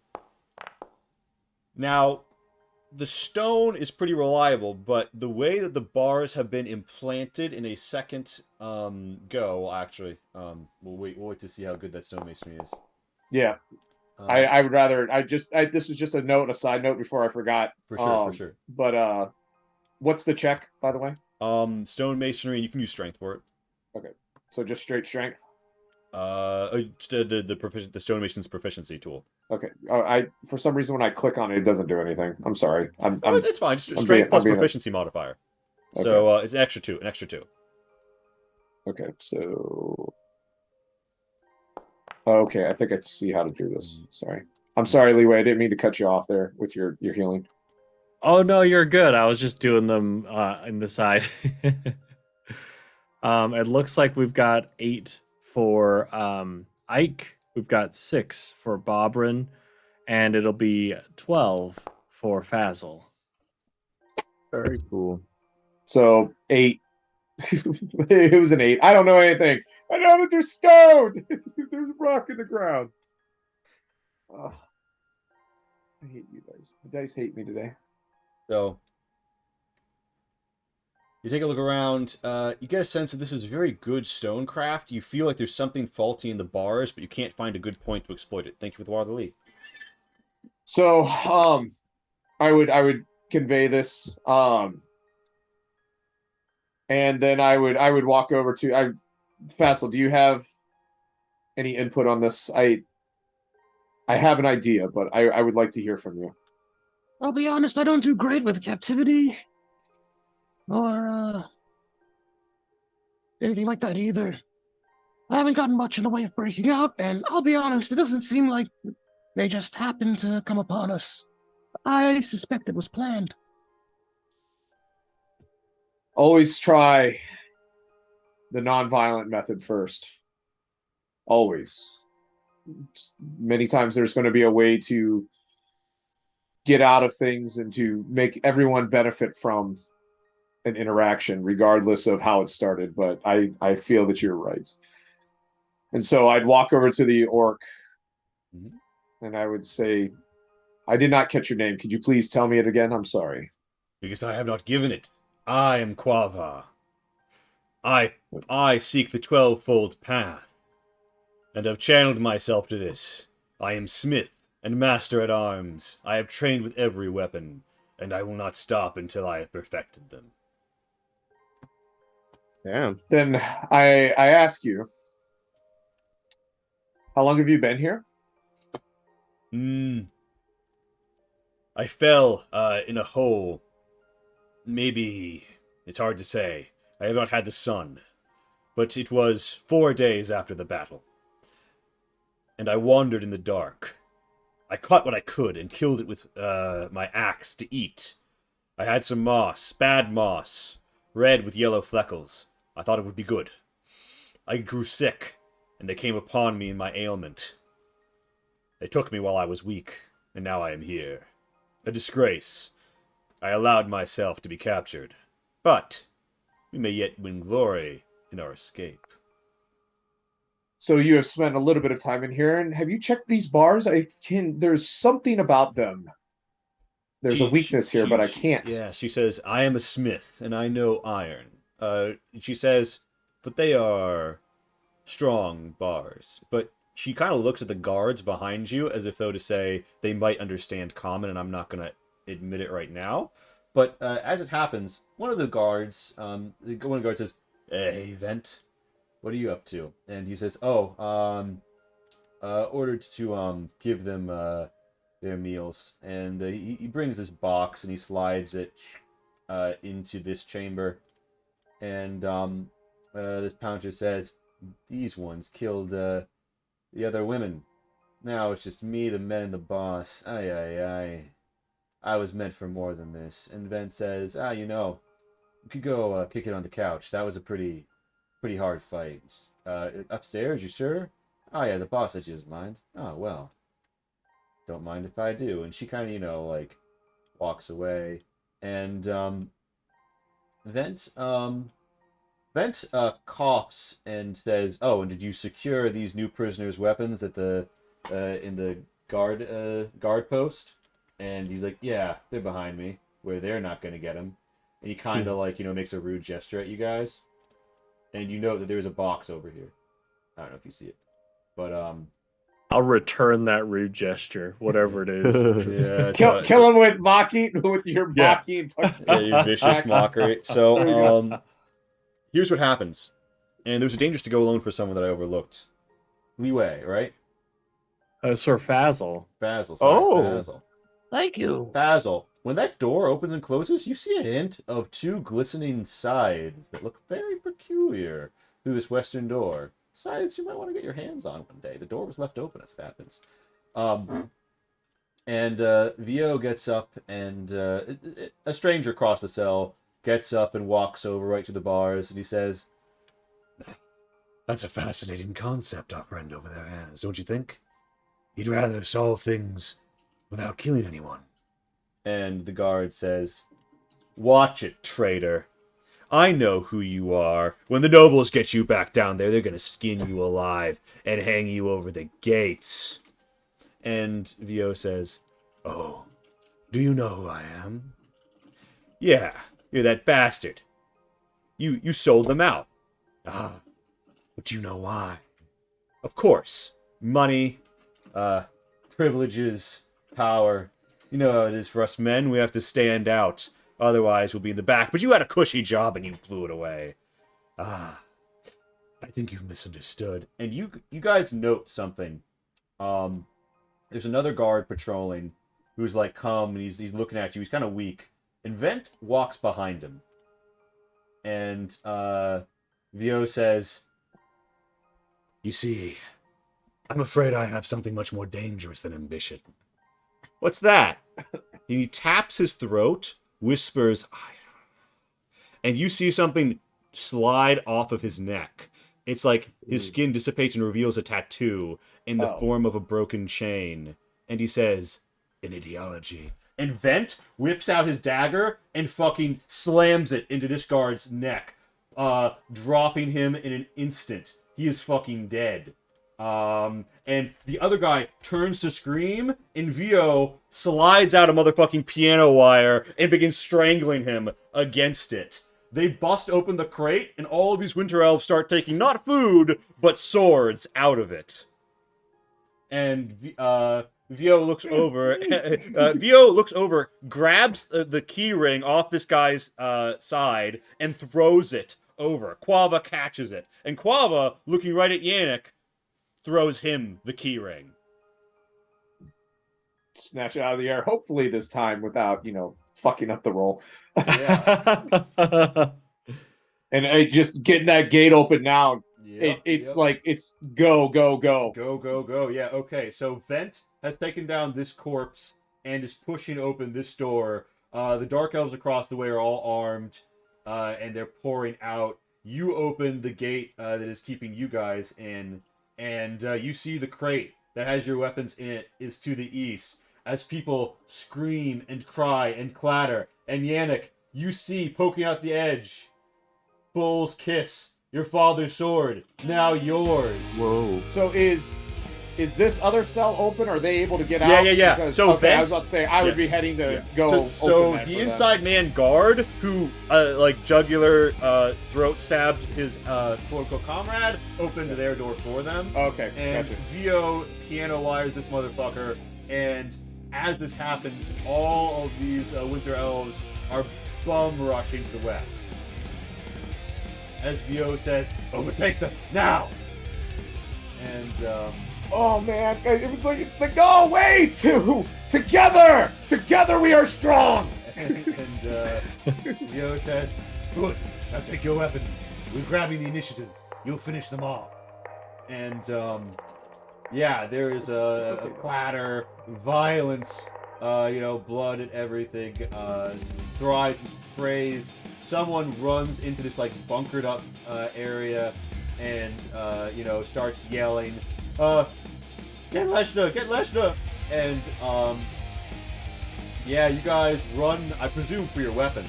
Oh yeah. Yeah. I'm throwing everything on. Man, I was hoping we could get a sneeze here to just catch our breaths. Right. Short rest. We are hurt. Yeah, so Very. yeah, you guys, you arm up, and Vio's men have them pinned down. They're forcing their way back towards the doors. They're attacking this outpost from within. It's brilliant. They're overtaken. The leader is away, and they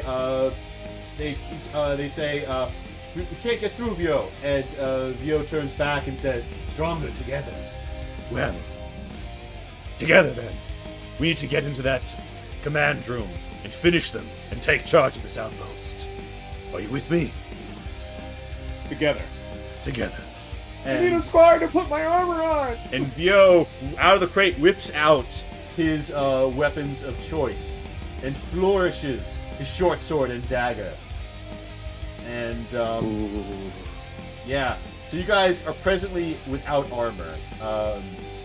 But yeah, if you want to take the time to don it, some stuff might have happened. You charge in with weapon in hand? I'm pulling the sword out. I'm using my second wind ability at the time. Since everyone else got a healing, I need some of that health back. So bump me up. I'm grabbing that sword and I am rushing not to get behind everyone, but to push my way through the front, baby. Yeah. So they're pushing the enemy back. But you note here that this outpost is built a little bit like a World War II bunker. There are like various like bends and turns. There's been a prison break, mouse marker, and there are like places to shoot out from. And Vio gets hard up against this wall and says, "Don't let the slot see you." And you see there are like shooting holes here. And he says, "We need to get in here." So Leeway, Fazl, ping me where you said here. Go into here. So We need to get in. So this is Got the door. it. So this is the door. He says, "There's another one around the side. If we coordinate and burst through both, we'll overwhelm them." Oh, I also- look at Leeway and I say, Leeway, are you able to use your ability again to make Fazl invisible? Yeah, absolutely. Fazl? I'll put a hand on Fazl's shoulder. Away we go. All right. Yeah. Basil, you become invisible, and you come around the corner, and I presume you come around the corner actually. That's presumption. Around the corner. Yep. And so the Vio is stacked up here. There's a dude So who's shooting out from as here. Fazil goes, I'm like, wait for my signal, and then we go in together. Yeah. There is. I'll wait for his signal upon the rooftop. Yeah, there's a great, exchange of blows here, and so yeah, Fazil, there's a door before you. It's barred, but you think you can burst it open. And Li Wei, where do you want to position yourself? You know, there's a door to the west, a door to the south, and you could hang back and let it and see how it goes in the breach. Where are the holes that they were talking about? Right here to the south and up in northwest, there are more. Okay, I want to position myself by one of those holes, and I'm going to cast Minor Illusion to make just like a image of black, so they can't see All very right, so clearly. you like jimmy up, like, you know, you're on your back and you are casting up towards the hole, and it's covered, and Great. the firing stops as someone's saying something, and Basil, your point man, are you gonna kick in that door? You betcha. Whenever everyone gets kind of locked into place, right? And I have a feeling Fazil's up there. I'm gonna yell, like, "For Emerald, die well and let the enemy know fear!" And then through that door. Yeah. So you burst through that door, and with that cry, you know, Ike is behind you, and so Fazil and Yannick, you instantaneously see this gray-eyed pouncer. She's ready to jump someone, but the first door that opens is Basil's, and she sees no one there. Basil, you come upon her. Oh! Surprise! Yeah. You going for it, Basil? Oh yeah. Wait, where is she though? Can you ping her? Yeah, right here.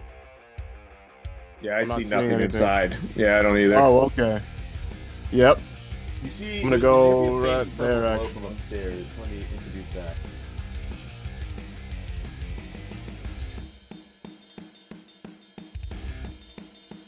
Yeah, and attack with advantage. Yes.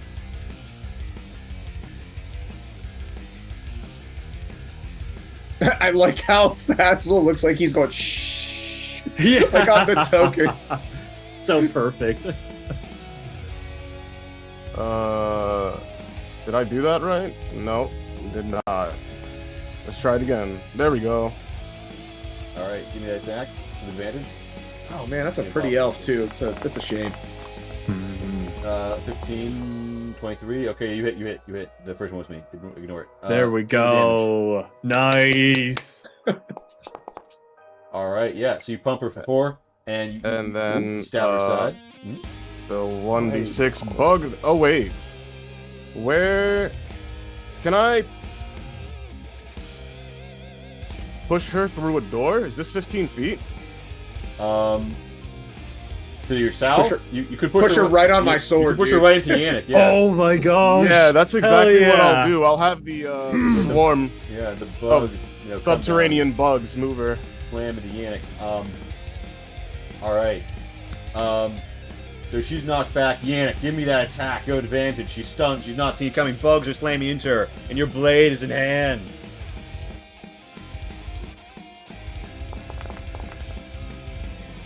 That's a fucking hit. Give me that damage. All right. Damn. She literally had 18 health left. She's up at 1 gaming. Oh my As this gosh. happens, a guy comes around the corner to try and like stab at you guys, and as he's about to hit Basil, or actually but Yannick, because he's trying to kill Yannick, Vio slides in, blade in hand, and parries him. And Yes. yeah, Von Ordle is in here. There's Chaos, and Li Wei. You might have the Winter Elves are pouring in to take care of the move. You might have the chance to score the final blow here on the Grey-Eyed Bouncer. Would you go for it, or are you hanging back? Yeah, let's go for it. I've got my guilt spur. Yeah, you do. Okay, let's give this a shot. Oh, natural one! Oh, honey. Oh my gosh. Bad decisions. That's what I'm about. All right, so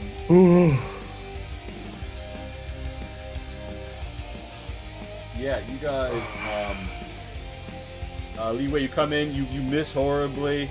At this point, the counselor says, "Fine, fine." She throws down her swords and says, "She's not paying us enough for this."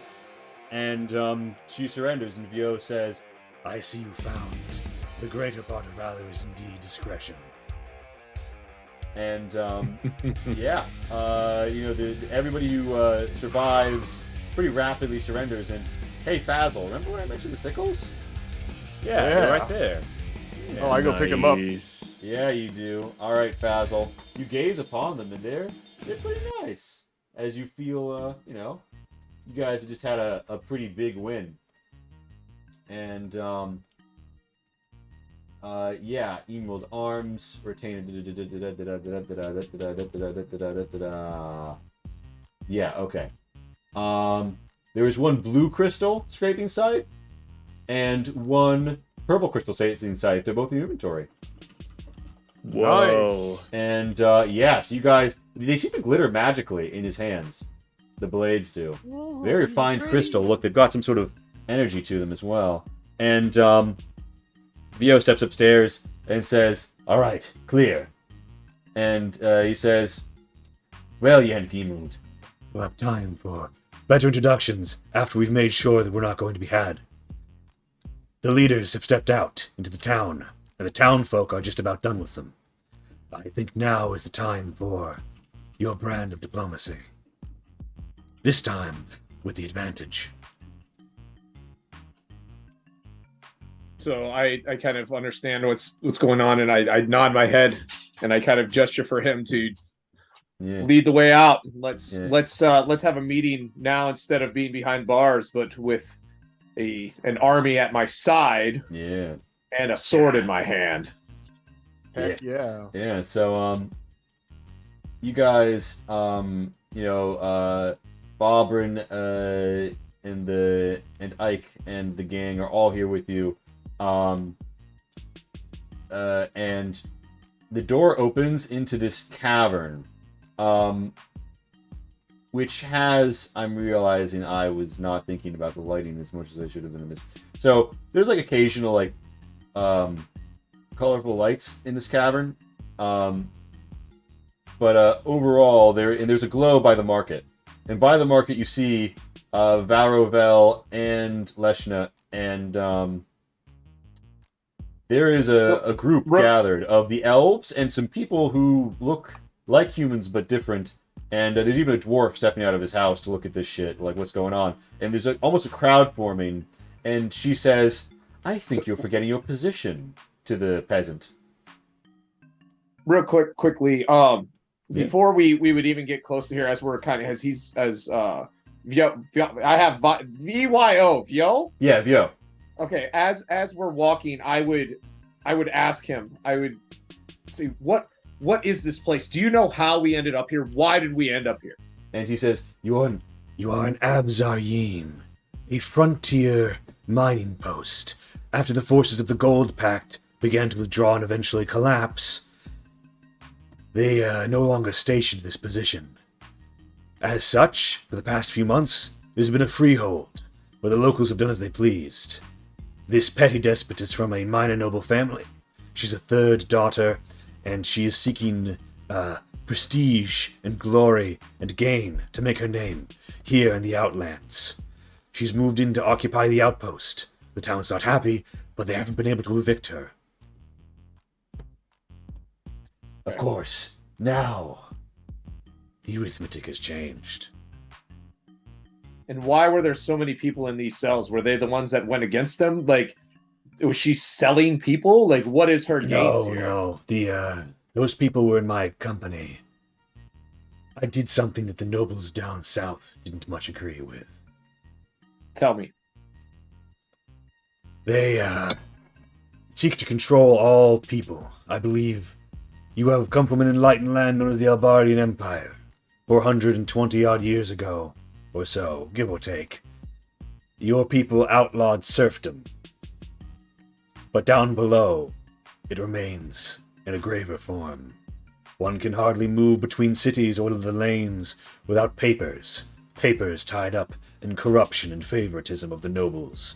Nobles who drive sadistic and foolish ventures for their own petty gains and glories. The mission of the beacon cities has been lost. That is why I, and those like me, have sought to overthrow them. It is true what they said. I pledged myself falsely to a lord who is vile, and when the time came, I arranged for the escape of his serfs and the fall of his house. And so I would just nod at that, and that's all I wanted to know. Yep. I wouldn't say anything about it, and I would just Yep. nod my head and kind of put my game face Yeah, on. you guys are walking out, and Varovel says, "My lady, company, armed," and turns around to see you guys. And we're up in whatever position you'd like to be in. These guys aren't, the gangers are not here with you. But yeah, Lesha turns around and sees like some of her people are like running, run away. She sees this and says, "Damn it! Of course it was too good to last. But with the cave-ins, it's not like we'll have much of the thoroughfares to mind anyway." "Well, Yannick Emerald, it seems like you are like no man I've ever met before. And you traitorous fuck," she says to Vio, who is presently leaning smugly against one of the stone pillar houses. "You might escape me, but you won't escape forever." And I point at her. I say, Leshna, you are the traitor. You are a traitor to your people, setting yourself above them. That is not the role of a leader. You dishonor you dishonor your house, and you dishonor everyone who would follow you by acting in such a way. Yeah. A priestess bearing a lyre emerges and kind of starts to throw down a groovy tune to your words. Seems like she's vibing with it. And one of the men on the far side says, "That's right, Leshna. You heard the surface sider. Crikey, he's got a mouth on him." And, one of these gentlemen here who seems to have more of a light visor, Milky White light visor, than eyes, who kind of says, "Yes, that one has spoken well. We do not need you. We do not need your treachery. Absaryin has decided how Absaryin will be run. We let you live in the outpost so long as you did not overstep in town. But this is too far. You have waylaid these travelers. We heard it from the hunters. They said that they did nothing aggressive, and yet you sought to capture them. This is not that sort of town. Leave. Leave Absaryin." And, Period. The elf here says, "Right then, I think you ought to listen to the Emerald lad over there. Seems like it's time for you to hit the road." And she says, "You know the roads are out, but that's not exactly our problem now, is it? You can fend for yourself, like someone who's just fallen down a hole to a strange place, perhaps. Crikey, of all the things to do." And she says, "Don't," and she whips her head around to Vio, and Vio holds up his hand, and he says, "Don't let her stare. Don't let her stare into your eyes too long." And Leshna looks out over all of you, and she kind of brings her eyes to rest right over Yannick, like she's staring him down over this well.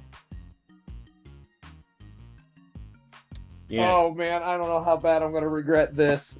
Uh-huh. You should do the two for flinching thing out of her. Just like kind of flip. So as her gaze kind of comes onto me and Vio kind of mentions this, I kind of go like this, like I'm giving her like my forehead, and I'm turn your eyes away from me or you will regret it. And Leshna says, "Ah, I see that you are well counseled by your new... Oh, what is he, a spy master? Very well, then. Barovel, why don't you deal with this?" She flicks her hand at you, steps away, and isn't looking this way anymore. And Barovel says, "You are a man of your word. I am a woman of mine. I am sworn to service, for service is my vow and purpose. I protect my lady, and you have this. If you do not pursue us, then I shall have it that until we have left these caves and you have left these caves, we will not pursue you. But approach, and you see the intense heaviness of this, quite frankly, evil-looking greatsword she has on her, that she seems to be able to heft, but mostly trails towards the ground. And I will be compelled to strike you down." So I would look at Vio. This is somebody who knows this woman, who has dealt with this woman, and kind of look to him for advice. And I would give a glance back towards my people as well. Their opinion matters to me more than Vio, but Vio is there because he knows something. So yeah, and he would say, The vows spoken of service have made an oath they cannot easily walk away from. She serves her lady always, but she does not tell lies. And so I would glance back at, I assume Fazal and Li Wei have heard all of this, and I would glance back at them. If that's the custom, I guess it'll be just a matter of maybe trusting them. And if it comes down to it, I think we can take him out. Agreed. And so I would turn back and nod. And I was going to launch a freaking hatchet in the back of the head of the elf, but I mean, yeah, I mean, Barovel is body blocking precisely in case that happens. I know, I figured but I would nod with a sign of respect towards Barovel, and I would call after Leshna, say, "Elf, Leshna." Human, Yannick. This is your chance. This is your chance to grow from this, to learn something. You can continue on in your ways, or you could be something better. Be something better for your people and for yourself. Learn from this. Learn I will. I'll share the lesson when next we meet, Yannick. I think I have an interest in you, yes. I may be sprightly and young at 74, but give me a few decades, and maybe we'll meet again. Barovel says, and like, you know, more and more people are gathering, and they don't seem very happy with, you know, these two. And Barovel says, "My lady, I must advise we withdraw." And Leshna says, "Very well.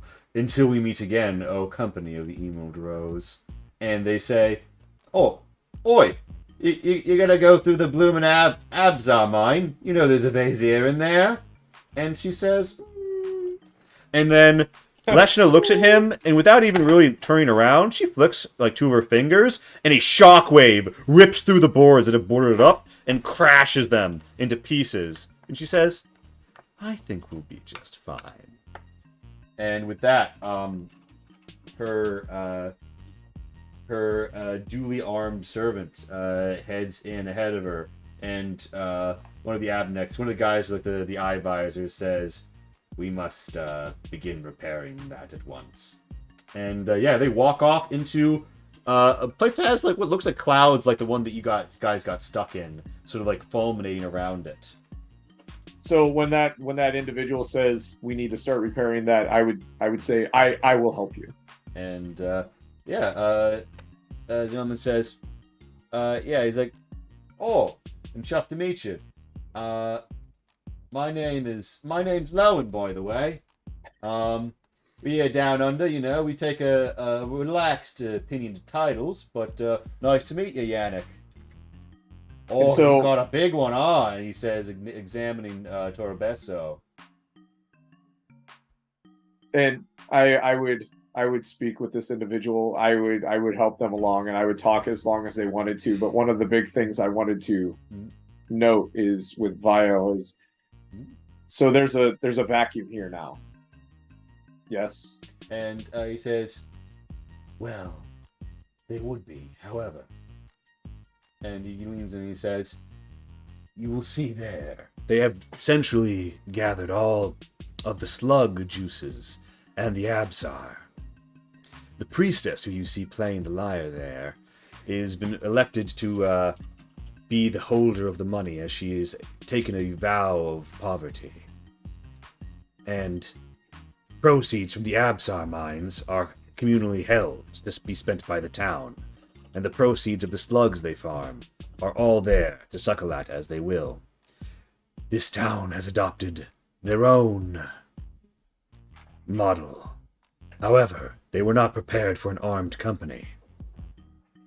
Now, cut off for a time, they will have time to grow and consider. The question is if they will change. Before, they understood that each could contribute and each take as they needed, and they could live a fine life. However, when the wicked come, will they be ready to repulse them? Or will they choose peace when a war was necessary? So,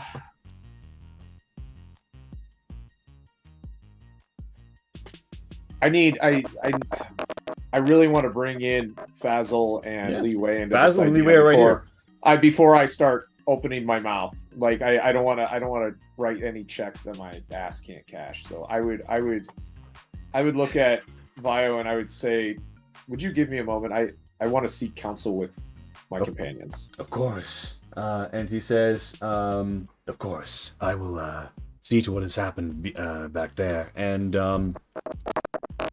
yeah, he sees to what has happened back there, and you guys have time for a little bit of a meeting.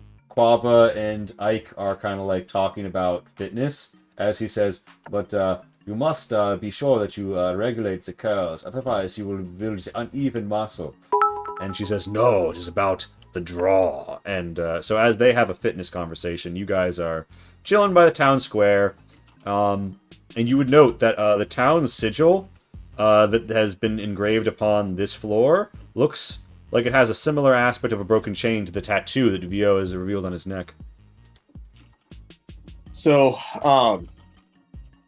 I would ask them first. I'd be like, I'm sorry if I've spoken out several times here without consulting you or speaking with you.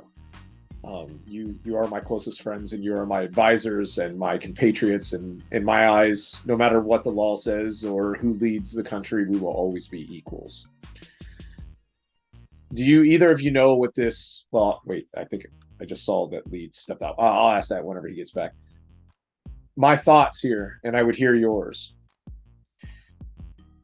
I would say that we ask our two companions that joined us to stay here. Vio to help lead because he has a mindset of the people, and for Quava to train.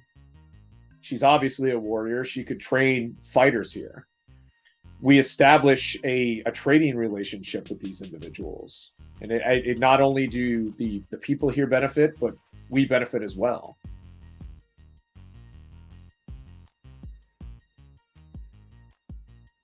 Honestly, I agree. I don't see any downsides to that. We cover our bases, so to speak, in terms of realm security and safety. And these guys also cover theirs. And I'll be honest, it seems like that lady's going to be coming back with something to say eventually. So it'll be nice to have formed a alliance when she does decide to return. Yes. It seems that this Vio fella is familiar with her and might be able to help us as far as knowing what to expect. And I think that anyone who would help those cast off their chains so that we can see each other equally as Vio has is one that, well, we should align ourselves with. Then we agree. I also am worried about the elf as well. I think that there's a good chance that we will see her sometime in the future, or that the people here could see her. So perhaps it would be best to try and enact this, if you both agree. I'm with you, King.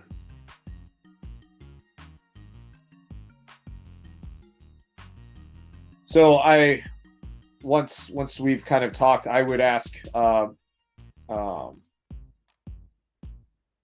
do you want to hit that right now, Lee? What Fazil just said?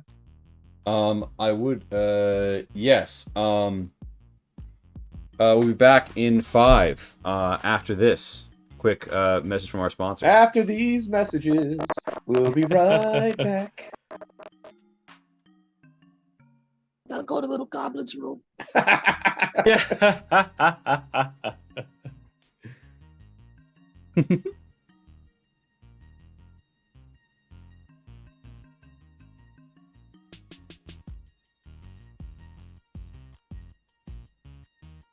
All right, I'll be right back as well. Indeed. Meanwhile, friends, countrymen, bromans, how are you enjoying your live stream?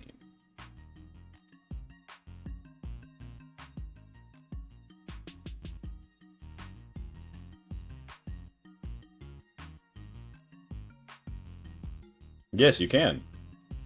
I don't mute during this so that I can keep talking to chat. Thank you, Mouse Parker. I know I haven't been as attentive to chat with these streams in part because there's so much going on with the Foundry.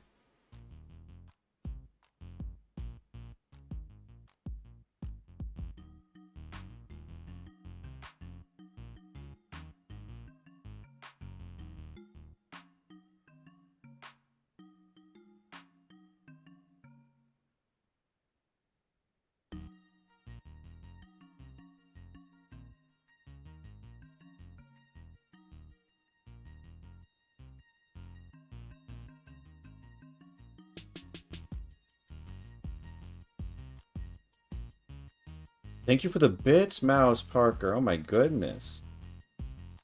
Yeah. We've only seen half the cave.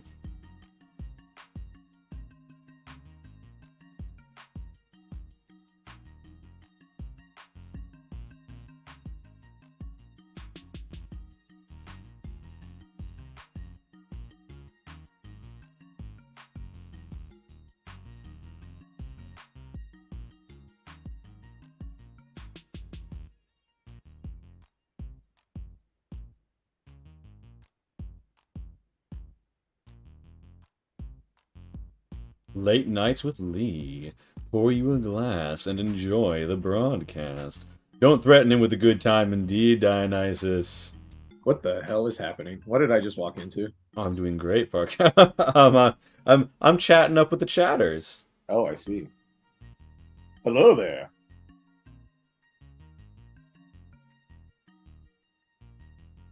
Hello there.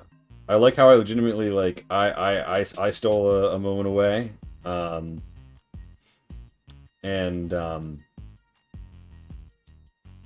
I literally don't know what the plan is, so I'm gonna hear it as the players enact it.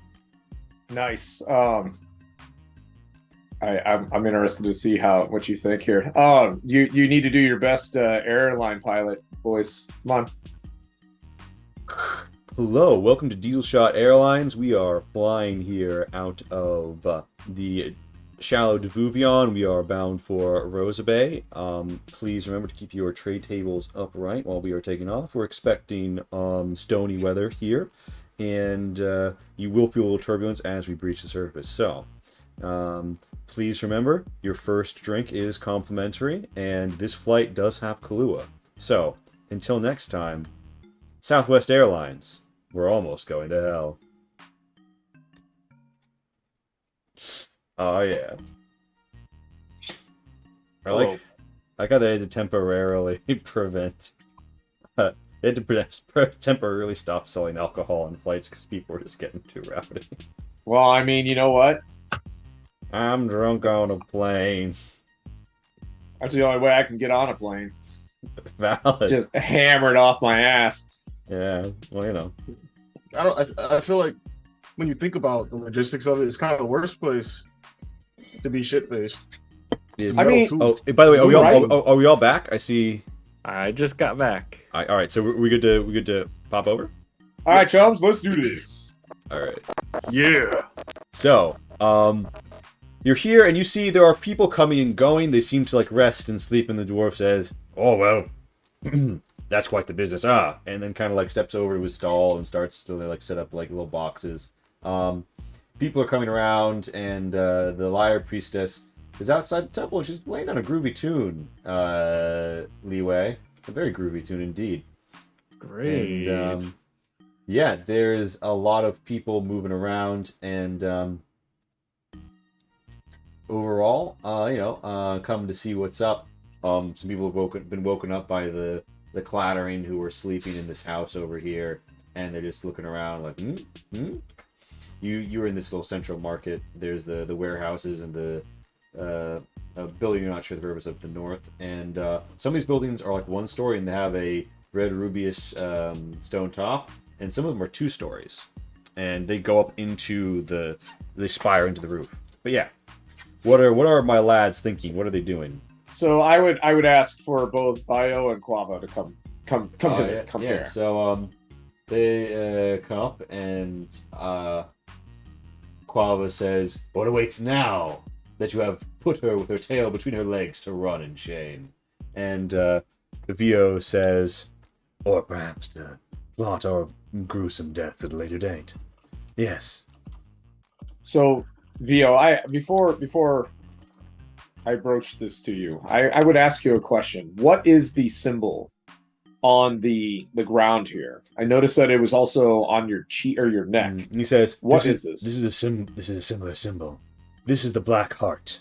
It represents liberation, and it has been taken up as a standard by this town. Abzaryin seeks to have nothing to do with the tyranny of the nobles below. They were always a remote fastness. Only empires with extensive reach were able to hold it. Now that some of them have bet on the Gold Pact and lost, for a time, Abzaryin could reasonably remain independent. And I believe that is their intention. So I have a concern. In fact, I think all 3 of us share this concern. That woman will be back, either for us or for here, or perhaps both in order. he nods and he says, sorry. Go ahead. No, go ahead. He nods and he says, Allow me to inform you further of her situation. She had about 24 soldiers at the time of your attack, or the ambush upon you. You took a few of them down. Then we took a few of them down. The rest of them are our prisoners. They have no dear loyalty to her, and we do not have a great risk of letting them go. However, Varovel is her loyal servant and will be her left hand. At the moment, she is without... in fact, she left behind the lockbox. They do not have time to retrieve some of the ill-gotten gains. They do not have much in the way of money, and they have no troops. Now, as you know, an elf lives a long time, and that gives us time to view things from a different perspective. However, it's possible that she is going to go down to attempt to recoup some resources. Perhaps run back to her family, perhaps attempt to garner a greater company. She disappeared with people who she had promised victory and riches and ability to stand out, and now she's coming back empty-handed. At the moment, the greatest threat she poses is her own personal ability. She has powers I do not claim to understand. However, I know if she stares into your eyes long enough, she can see what is behind them and read your very mind. And I know that wards against spells are powerless against this ability she possesses. Her eyes have the cool, cold certainty of the Vizier. Thank you for our lead. So, my concern is twofold. As I said, I am worried that she will return to us someday, but I'm worried that she will return here. And you say she only had 12 individuals, and yet she was able to take over this place.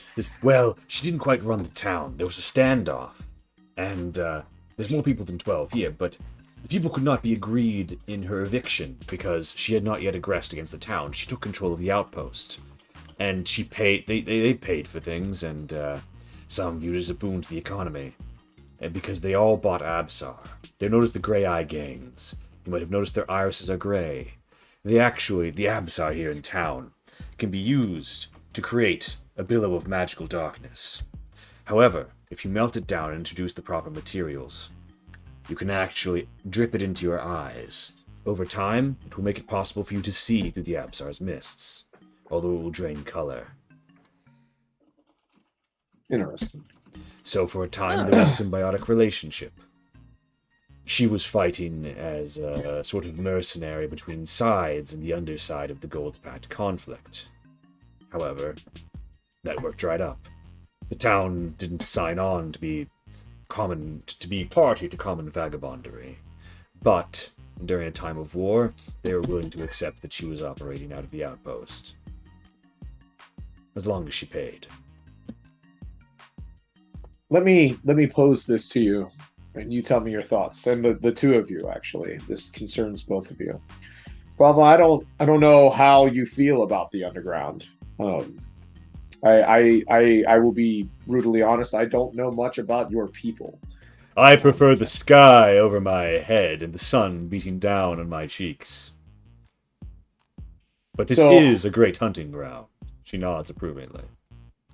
So I would say, what if the two of you took over the outpost? You helped to rebuild this town and to prevent something like this from happening again here. And Quava says, I could be their warrior. Yes. And Dio says, I'm afraid that comes to what I have to tell you. I can't stay here. I can't stay with any of these people down here. You see, I'm a target.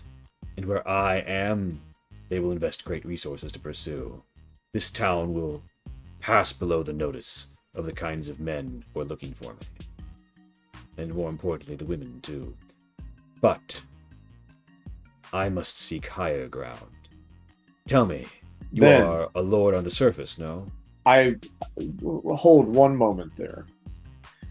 So I would say I would because I have wheels turning, so Vio, hold one moment. Mm-hmm.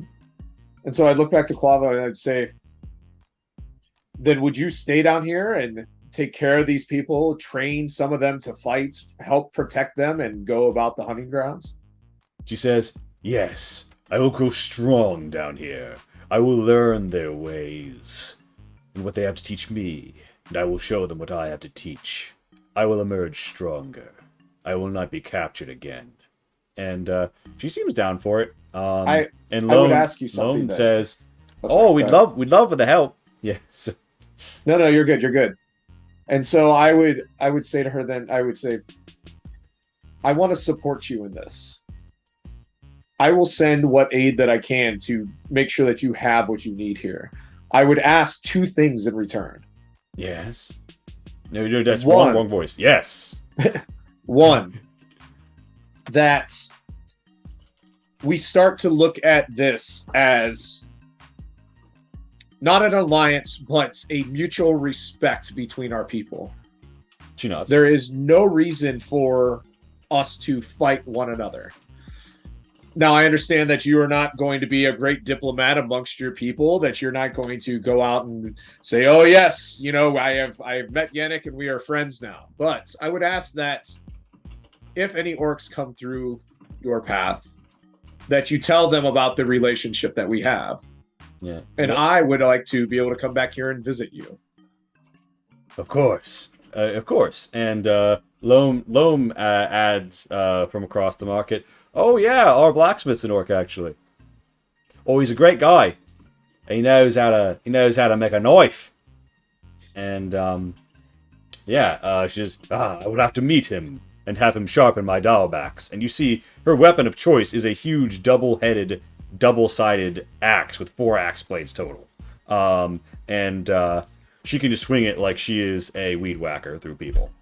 And she says, very well. When I have trained them, they will be able to fend for themselves. I will meet with their hunters and their warriors, and I will grow cohesion. They could have banded together and defeated those in the outpost, or rejected them the moment they arrived. But they lacked unity, and with unity, they will find the strength to drive off all who come. And so my second request, I will send aid to make sure that you have what you need to do that. Mhm. My second request is that you would be a link then. You would obviously be a pillar of this community, and I would ask that you be a link that we might establish trade here. And she says, I am not much of a merchant, but perhaps these locals can help you. And you A do good see word or there's- two is all Yeah. I need. And she says, oh, I'll be sure. I will be sure to. And then I nod to her, and then I'd look back to Vio, and I would say, come with me. And Vio says, indeed, I am presently in need of employ and service. So, have you need of a spy master, my liege? Given the things that I've seen and what has happened, I would imagine that, yes, I very much will need such. Very good. Well then. And, yeah, so, Loam and the various merchants here are happy to talk to you. Li Wei, are you, like, you just have a flute on you, right? You're not, like, doing any bard stuff? Yeah, I've just got a flute on me. Yeah. I feel like with how things are going as far as the negotiations are concerned, I want to be present so that if anything happens, Yeah. we'll be ready. So it goes, and Quava just leaves you with this. She says, when the day comes, Yannick Emerald, when I am strong and this community no longer needs me, I will come to the surface and see your lands in Rosa Bay. I have heard much. I would see them with my eyes and taste the spray of your seas on my cheeks. And you will always have food, drink, and a place to stay in my household. Good, and so is mine. Well then, it is time for me to set up in my roost. And Vio says, some of the people who were loyal to me would be looking for work, and they know the inside of the outpost pretty well by now. And Quava nods. And, yeah, you've set up the town. I have a lot of ideas for little characters you could run around and talk to in this very large town. But, given the time, I'm going to go ahead and say, so Loam informs you of the present scenario, right? Vio says, he's been out of the bars, perhaps he can help us. And Vio comes in, and what he says is simply, Loam comes in and goes, right, well, what you got to know here down under is we've got the steam caves nearby, Fire's the Forge, and we've got, I know, we don't have a way to fix that really. I could, but I'm hopeful Greg will be back in a second. We have the steam caves and the Abzar mine. Due to recent collapses, it's all, oh my god, it's the Abzar mine where you see Avazia's moved in, so we blocked it off. And the collapses of the roads out. In a week or so, we'll have it back up, but if you're looking to be out in a hurry, the only way is the geyser. You'll have to go through the Abzar mines or the steam caves. So I would look at Li Wei and say, kind of grin just a little bit and say, maybe after something to eat and a little bit of a rest, we can add a second head to above the mantle. Sounds good to me. And Loam says, oh, you've hunted the Vazir then, have you? Indeed. Ever met their gaze? I have. Now there's a strong back. All right then. Come, let me show you our watering hole. And, yeah, Loam leads you guys to the drinking hole. Quava begins to go around and, like, size people up. And be like, you're strong! Come! Don't you want to fight for your community? And, so, she's a very, very direct recruitment style. She does not offer them a Dodge Charger, but, she gets a lot of armies of one. Wow! at a 27% interest rate, right? That's military, U.S. military for you right there, baby. How cruel the fates. So viewers around, you guys wander the tavern. I'm not gonna drag out the town sequence due to the time remaining. However, I will just say you do note. So the bartender is a bugbear, and there's a goblin drinking at the bar, wearing Albardian dress. His clothes look somewhat like yours. He's got like a golden tassel turned around a chain. He's got like a nice silk top to it, and like a simple pantaloon under. And he notes you, and he says in common, "Ah, how now, fellow travelers, I take it." And I kind of nod and like, indeed, what are you doing down here? oh, I'm a merchant from far south, in Cathadak, the Hobbins. And what brings you this way? Ah, well, business. The Abzar here. There's still a pretty healthy vein, and there's good copper in the area and malachite. So I arrange trade. I'm far from home at the moment. Oh, I hear there's a war on, by the way. How's it going? Are we winning? Completed. The war has ended, just as it started. Good to be done with it. And yeah, the merchant may or may not have sugarcane tobacco or spices, but if you do, you can leave him your business card if you're interested in. I am very sad right now because like I wanted to shove Fazzle right into there and be like, talk to this guy, like find out what you can, figure out what I want.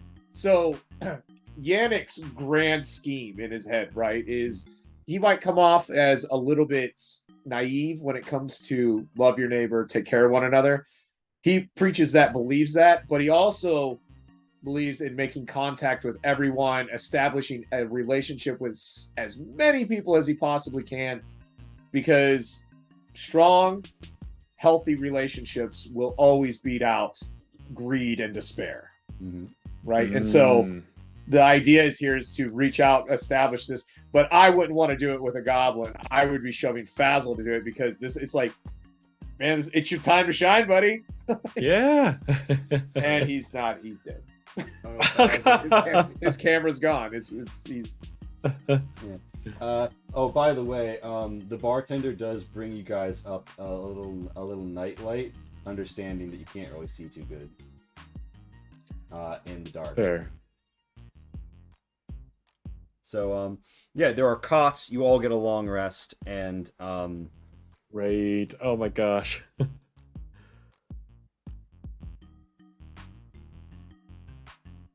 Man, I needed that. Yeah. all right. Oh, I was hurt Same. a little bit. All right, I'm gonna at this juncture try for the twofer and see if it works. No, I'm gonna have to add the dummy. Yeah, you guys enjoy a nice rest. You guys learn that the mist comes in and blows in around the caverns and then sucks out. You hear a in the distance, and you learn this is the ebb and flow of the geyser. And you see there's little like mist catchers, and it's basically the rain they get down here is the ebb and flow from the steam caves and the geyser. Interesting. And they also have these slugs that go around. You see someone offers you one. It's got like this orifice in the back, a 4-wedged orifice that kind of like leaves like a green trail, and they get out and suck it right out and throw it back in the pen. So we're eating snail trail. They are sucking the snail trail. Yes. Yikes.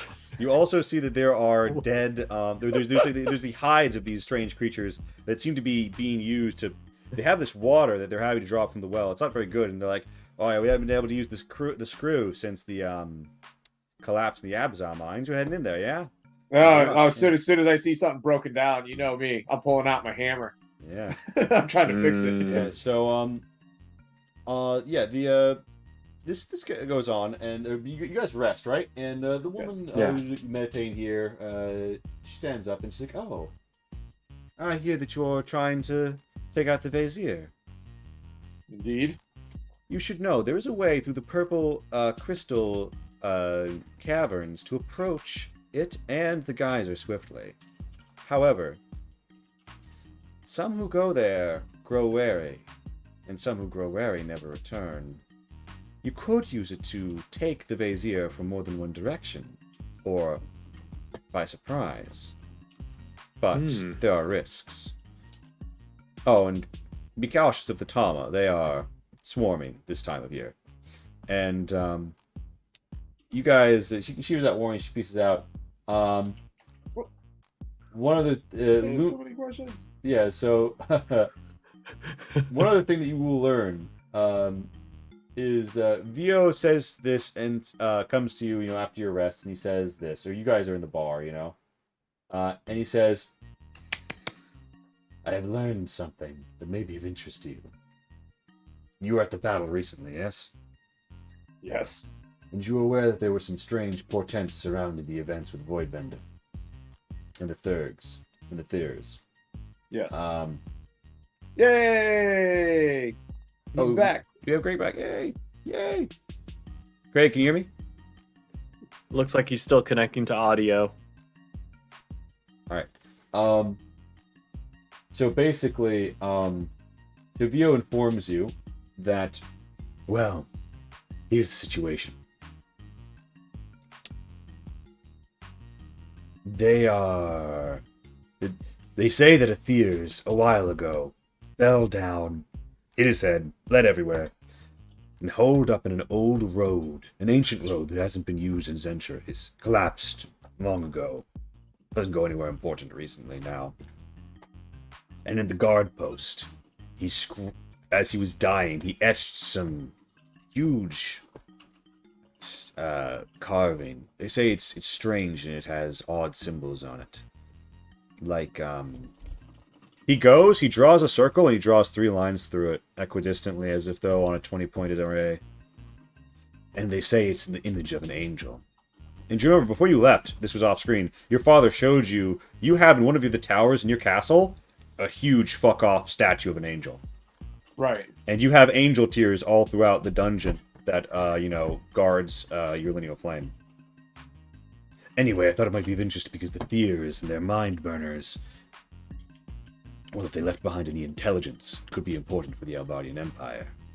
If they're planning to regroup or reattempt whatever bridgehead they were trying out east with the Gold Pact at some point in the future. It could behoove future generations to know that. I'm writing things down. Hold on. Yeah. But yeah, he offers to, guide you guys to what he's talking about, and then you guys are free to approach the geyser however you will.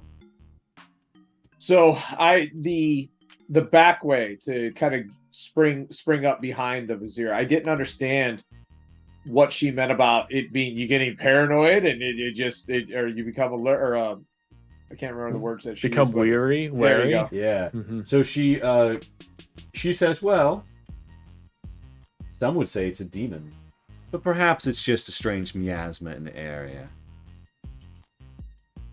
Huh.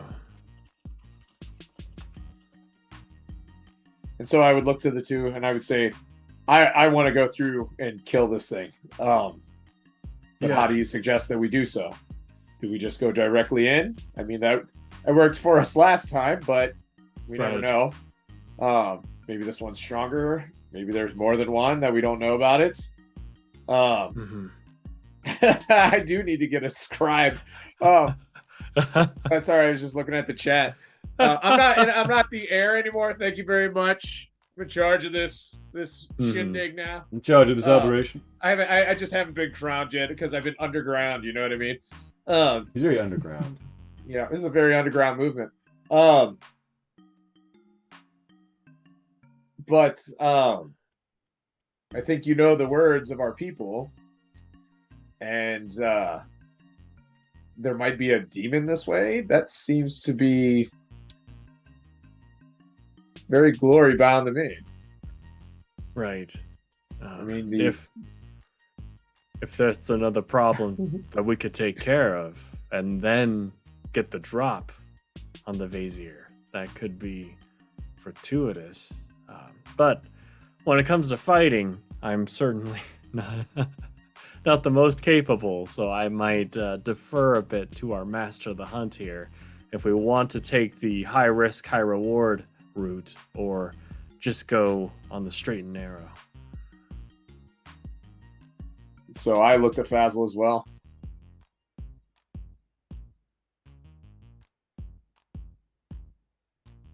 He's just blinking and staring. Is he Yeah, able to Fast is talk? just Okay. looking up. There you There we Um, go.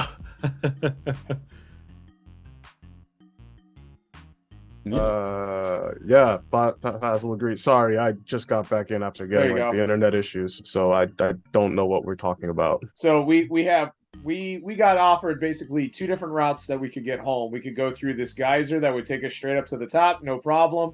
Or there's a path that would take us to basically engage with one of these Fasirs again, the thing that we hunted to begin with. But it would help the people by killing this. The other thing was that we were approached with a secondary route that takes us through this miasma that could cause us to possibly go a little bit nuts. Could be caused by natural causes, could be a demon, but it could also give us basically an ass-end target on the Fizir if we took that route. So we got three different routes. Easy peasy, no fun easy. We have the hard route that's something we've done before. We have the incredibly hard route with the possible high payoff. Roll me a general investigate. Anybody who wants to know something you might find from poking around, but we don't have that long. I like to drink and know things. I think I always like hunting Vizier. I mean, that would. I got a 13. Leeway. There's a weak wall, and Yank, there's a weak wall in the corner of the mine office. You could breach through and be very close to the core of the mine. Hello? If Am I? you- Can Yes? you hear me? Yeah, we're hearing you. We're Yes. hearing you. Oh my god! For some reason the thing just said like I had the icon that looked like it went offline for a second, and I almost had a mental breakdown. Don't worry. Oh don't worry. no! That was almost the last straw. Like the computer Oh just my fucked with me for gosh. some reason. Oh my god! Why did it gaslight me? So, Super hard route. That's all. I'm just gonna say that out of Yes. character. Super hard route. all right. So, Jesus you, Christ. so you High guys, reward. run the demon, and Let's do the Demon Souls run. all right. I'm Yeah. gonna briefly say you do. I'm Do you, rolling. do you take him up on going to see the weird drawing, Yannick? Yes, I would want to see the weird drawing, definitely. That would be Fucking something love that I would weird want to write paintings. down. I love fucking Yeah. weird paintings. The fact that this could possibly be something useful for my children some days. Anything I can do to help my kids, man. Yeah. I am the Ant-Man of dads. So you see there's a weird engraving here, and it shows a bound angel, and the bound angel has weird similarities with the shape of your castle, and it has suggestions of the circle stones on them, one that you haven't found yet. I'd make a mental note where that is, because yeah. those fucking circle stones are a big deal to me. Yeah, you make I want them all. You make a note of the circle stone, and with that, some more words get exchanged. And, Vio says, "Strange, almost like there's a discoloration around the stone." And you see this thing that can only be described as like a sickly, maybe green-yellow hue that's kind of there but not, depending on how you look at it and under what light. Who's to say what that is? Anyway, you guys enter the Purple Crystal Cave, and you head for the route that you guys discussed. You do see in the various holes to the south, there are little buddies who are popping out of their little holes. And you see there's a fucked up little guy over here. And they seem to be little workers. They're moving around.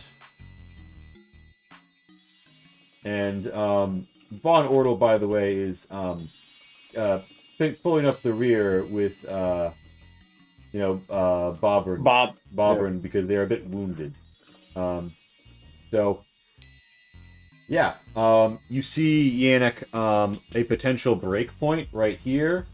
You see a westernmost entrance, and you see a southernmost entrance to these hot, steamy caves. So the southern would take us to the geyser. That's not where we want to go. We want to go this back route to stick it to this thing. So I'm imagining, just from that means that this would be the way to go. Sure, yeah. So you want to just pick through? I do. I pick my nose.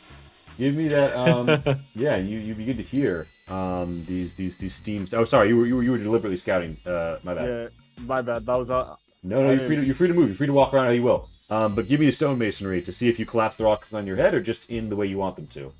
Okay, so this will be let's see, your ability check. So I got to add the 2 for the proficiency, and let's see here, +2. There we go. All right, here we go. Normal.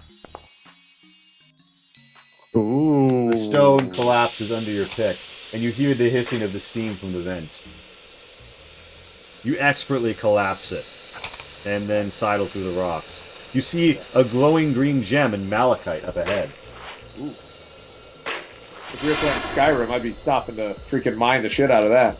Yeah. So, you've all entered in, and you hear sort of and like steps that like motion to the south,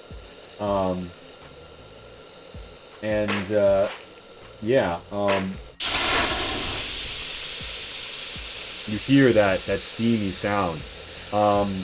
You grok that this would be the path that would take you up towards the Abzar mines. Sorry, I got a pretty. Yeah. So here's the thing. I bet you want to whip out your little emeralds. Oh yeah, that was. I sorry. I should have stated that. I'm sorry. Yes. No, it's all good. It's all good. Light animation. I'm gonna give it a pulse, and I'm gonna give it by 5. Bam. All right, a green We're in the light. fight. A green 5 fucking by light. 5. 5 by 5. All clear. Leeway, I presume you follow in, and I'll move over. Absolutely. All right, Dio's with you guys. There's the glow, So and there's the baiting of like these fucked up little guys. South kind of like see you, and they're wave at him. Hello there. you see one of them has like a big like bullhorn, kind of looks at you very defensive. Whoa. And you see a few breakpoints around here, and Vio keeps walking with you. And yeah, 2 of them kind of like go to either side as these workers are, they look like they're going to let you pass, but they're watching you very curiously. And Vio says, Be mindful of Batama. We do not fear death. Well, So kind of like doing the respectful kind of like we're not here to rob you. I'm not here to take anything of yours. Just kind of downcast eyes, open hands, backing up. Mhm. And so I'd kind of move up and I'd say, so Basil, you been fairly stealthy over the past couple of days. Do you wanna continue on that trend, or shall I take the charge forward? oh, I can certainly give it a shot. Let's see here. There's put on my old stealth knees. Leeway, would you be so kind as to aid him? Absolutely. Absolutely. Do a little stretch. Yeah, I imagine just Oh, like a fuck! little I tap. pulled something. Oh my gosh! Oh my so, god. so you make him invisible, right? If you're invisible, you have advantage on this. So- okay. oh god, goodness. why? So you stealth up. You find there is a boarded over section and a collapsible wall here. Oh my gosh! But you also feel something come over you, Basil. You look up and you see a note. And roll me a charisma save, Basil. Oh damn. Oh shoot! You feel You feel yourself growing where you've been asked to do so much, Basil. Isn't it time for you to rest a bit? Isn't it time for you to take a bit of repose? You feel that idea lodge inside of you as the source of it fades away. Basil like yawn. Sleepy in here. A wooden box, a cave of some sort. Yeah, so you can slide under the beams. Basil, your tracking instincts tell you that it's to the north. You also smell recent blood. So kind of look back at Leeway and like, So is it this? Oh, sorry. Go ahead. no, go for it. Is it this fuzzy on the other side of here, or is it just my character hasn't loaded it in properly? No, no, it is that fuzzy. That's like the smooth Abzar walls. Yeah. Okay, so I'm gonna pop back out and report what I had seen to the group. Yeah. And Yannick, you do in fact see there's like a pink glowing gem here. You see the realm around. Rio aims back with Li Wei. All right. So you see, you are hearing. Yeah, you're in the geyser. You see, that's out into the water. By the way, you popped into the water. I probably need to light this sorry. because it doesn't make sense in black and white. I don't know where I am. Help! Where did you guys go? Yeah. What happened here? I also can't How really did- see the map. All right. I don't know what happened. All right. Here's what happens. Basil takes you by the hand and leads you to the Abzar mines. Great. Zio backing you up. Get me out there. I imagined more torches. I didn't realize that the torch thing that I used was gonna fuck up today. That's cool, man. Uh, Fast. now, so do you guys want to have one as you come in here to face the Vizier or no? Have what? Like a torch out, or you go in green glowy? Well, if I'd probably stick to green glow because that's going to appear more natural. Yeah. El natural. Yeah. Hmm.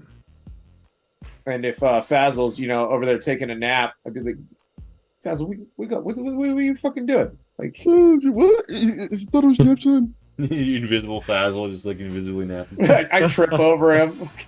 Yeah, you see the guys to the south. You know this is your sweet, sweet path to escape it. You know the foe is ahead.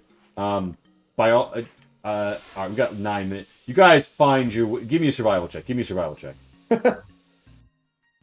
Ah, my people. Yeah. All right, you guys managed to come upon the lair of the Vizier. The Vizier is cast against Abzar dust. You see, there's a dead Care Prince with the Provik here, and there is one bound and squirming. And the Vizier is kind of like, and Vio pockets like palms a rock and says, "We could distract it and come behind."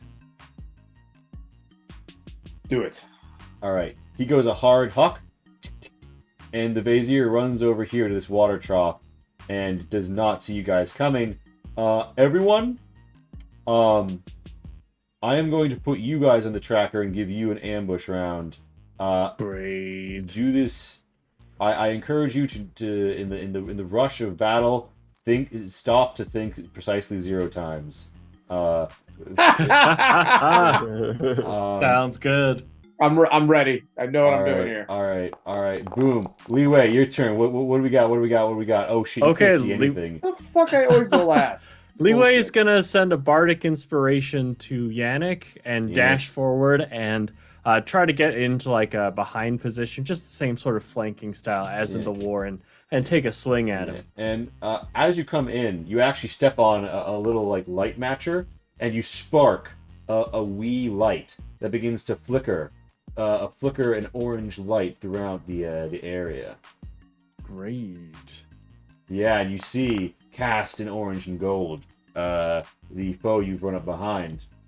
And Li Wei, Guiltspur pierces the Vazier's shell, and you give me that Alright. damage. Here we go. Yeah, 9 points he of stabs through damage. for Let's 9. go. It turns around, and it's not happy. Yeah, come at me. All right. So Also, Lee, just really quick, the cameras are a little messed up on stream right now. it's all good. Main. It's all good. Just letting you know. Main. All right. So, thank you for that. Yeah, no problem. Go. You guys are here, and bargain inspiration goes to Yannick. You run up and you stab Li Wei, and then you step back, or you run and stab. I'm right there. Okay. Next turn. It is Basil's turn. Basil, what do you do? I will hit your buttons to make them go faster. What do you want to All right, I'm going to sickle, and then I'm going to hunters. Well, I'm 100 mark, then sickle, then favorite foe. That's a Hell yeah. 2d4. Well, how much does a sickle do? do? You're about to. I guess it'll roll it for me. Yeah. Alright. So, in which sickle do you want to wield? The blue one or the purple one? Ooh. Blue one. Purple one's going to be the first one. I'm Purple. only doing 1 attack. Yeah. Okay. Nice. Purple flies out. You attack with advantage because you're flanking. Boom. Yes! Yeah. That's a Oh, that's a shit. crit. Oh my hit damage, gosh. hit critical. On a Oh. critical hit, the foe is shocked to choose between their action, bonus action, or movement on their turn. Your magical, like lightning, spurs across it. You get a big hit under its shell. Lightning pops all around, and it is stunned. It is stunned by the stun shock. Yes. Sick. I don't know what I pressed to freeze Basil in this frame, but that's so fitting. And here, that's you know, Vio comes up and he's uses the help action to help you know, any flankers attack. Everybody's getting advantage now. Yannick, don't panic. Basil's on the way. All right, you see him. You see your foe before you, Yannick. What do you do? I am charging forth with my sword in hand and jumping up with both hands on it and trying to drive it into there. So I'm kind of ducking to the right and then jumping in so that I use my feint as I go in there. Mm-hmm. And so that's going to add to the damage. Let me get this in.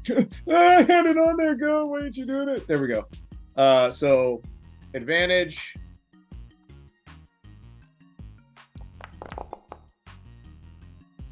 Ooh. Damage. Yeah, give you that damage. Okay, so that adds 1d8. Your blade hacks down through, and you see soft crab meat below.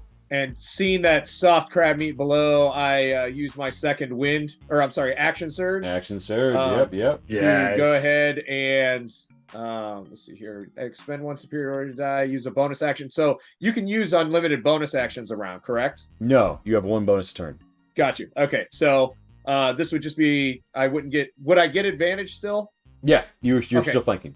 Okay, Got so advantage, just not the extra D8. Nice. Okay, and All right, that's damage and normal. And 13. Ooh. Yeah, you bring your blade down and crack the Vazir's back as it falls, completely destroyed. You see, stuck in the saline, there's one of these little fucked up little guys. Little horn antlers, kind of like thrashing about. Do you leave it to its fate? I would not, but I also am not a master of. I don't even know what that thing is. Is that a person? No. Are you it's- people? No. So this guy is kind of like a big naked mole rat. Oh, gross. Yeah, I would free it if nobody else Yeah. wanted to be the one to do so. Yeah, you cut it free. It kind of rolls at you and then like hobbles off after crying over its dead compatriot, and Ooh. returns to the hive. With this, all that the mists are beginning to suck towards the chamber. You feel it is time. It is rising. The geyser burst is here. Your hour is now. I You cut the say- head off. Yeah. I want the head. You guys break off the shell, and Vio says, "Very good, a trophy for your hunting expedition." And you guys, you slide through, and you find yourselves at the edge of the geyser. There's So there's an real quick, Arkham. while we're waiting for that geyser, I would hand the head over to Fazil, by the way. I just really quick want to get that out. I'm ready. Okay. Oh, okay, yeah. I So, know how to preserve these things. Everything that isn't Yours, kind all of yours. like wobbly, like these, is water. Like, Like water. Like this Like is boiling? a water cave. Right. Like you see waterfalls, you see water, and you see the central geyser here with all this bloom around it. So I would look at, I would be like, are we supposed to just go sit on the geyser? Like, what are we? And he says, "Look there, a glider." And you see something terrifying. There are these little creatures flying around above. And he says, "We will need to catch one, and then use it, hold it by its wings, and glide." oh, That's all? So I would Alright. look at Fazil, like this is your jam, buddy. This is what you do. But also, important question: how do you? One, are you now wearing your metal armor? And two, how do you guys get to the central island?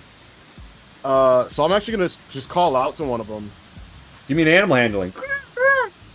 No, I'll just talk to him. Hey, man, could you give me a lift? Uber doesn't have coverage here. Hey, bruh. Bruh. Handle that animal. I'll just talk to him. Yeah. What do you say? Wow. Sick. Hey, dog! And Fazel will whistle. Over here, buddy! They fly down and they're like, yeah, what do you want? Hey, we're kind of stuck, and we could really use a ride. It's so dark and scary, but we do have food and stuff, and so we'll. And they're like, oh, well, you should have led with that. All right, a little snack. You got a little, what you got in there? A little cheese, a little cheddar? And like the gliders swarm and consume your packed lunches. After this phenomenon, they let out their hands, and it's hard, but they manage to drag you over as the geyser erupts, and you are thrown forth. Yes. And 11 p.m. on the dot, you guys find your way through the path of fire and war. Wow, holy shit. That didn't go how I expected, but I made it open-ended in the hopes that it would, go various ways. It is now time for us to say adieu for the night. But it's been a pleasure, everyone, as always. And The pleasure is all ours, Lee. and we are going Yeah, to absolutely. pop off here, and we have Grouch, the Grouch Couch has actual. They're doing dress up while they're doing D&D. Oh, the Grouch Couch. Oh shit! All right. You know me. I'm all about presentation, baby. We're gonna say hello. Then. We're gonna go say hello. I love it. All right. Until next time, dreamers. Fairly well. Bye. Sam. Cute. Oh wait. Oops. We're raising. Yes.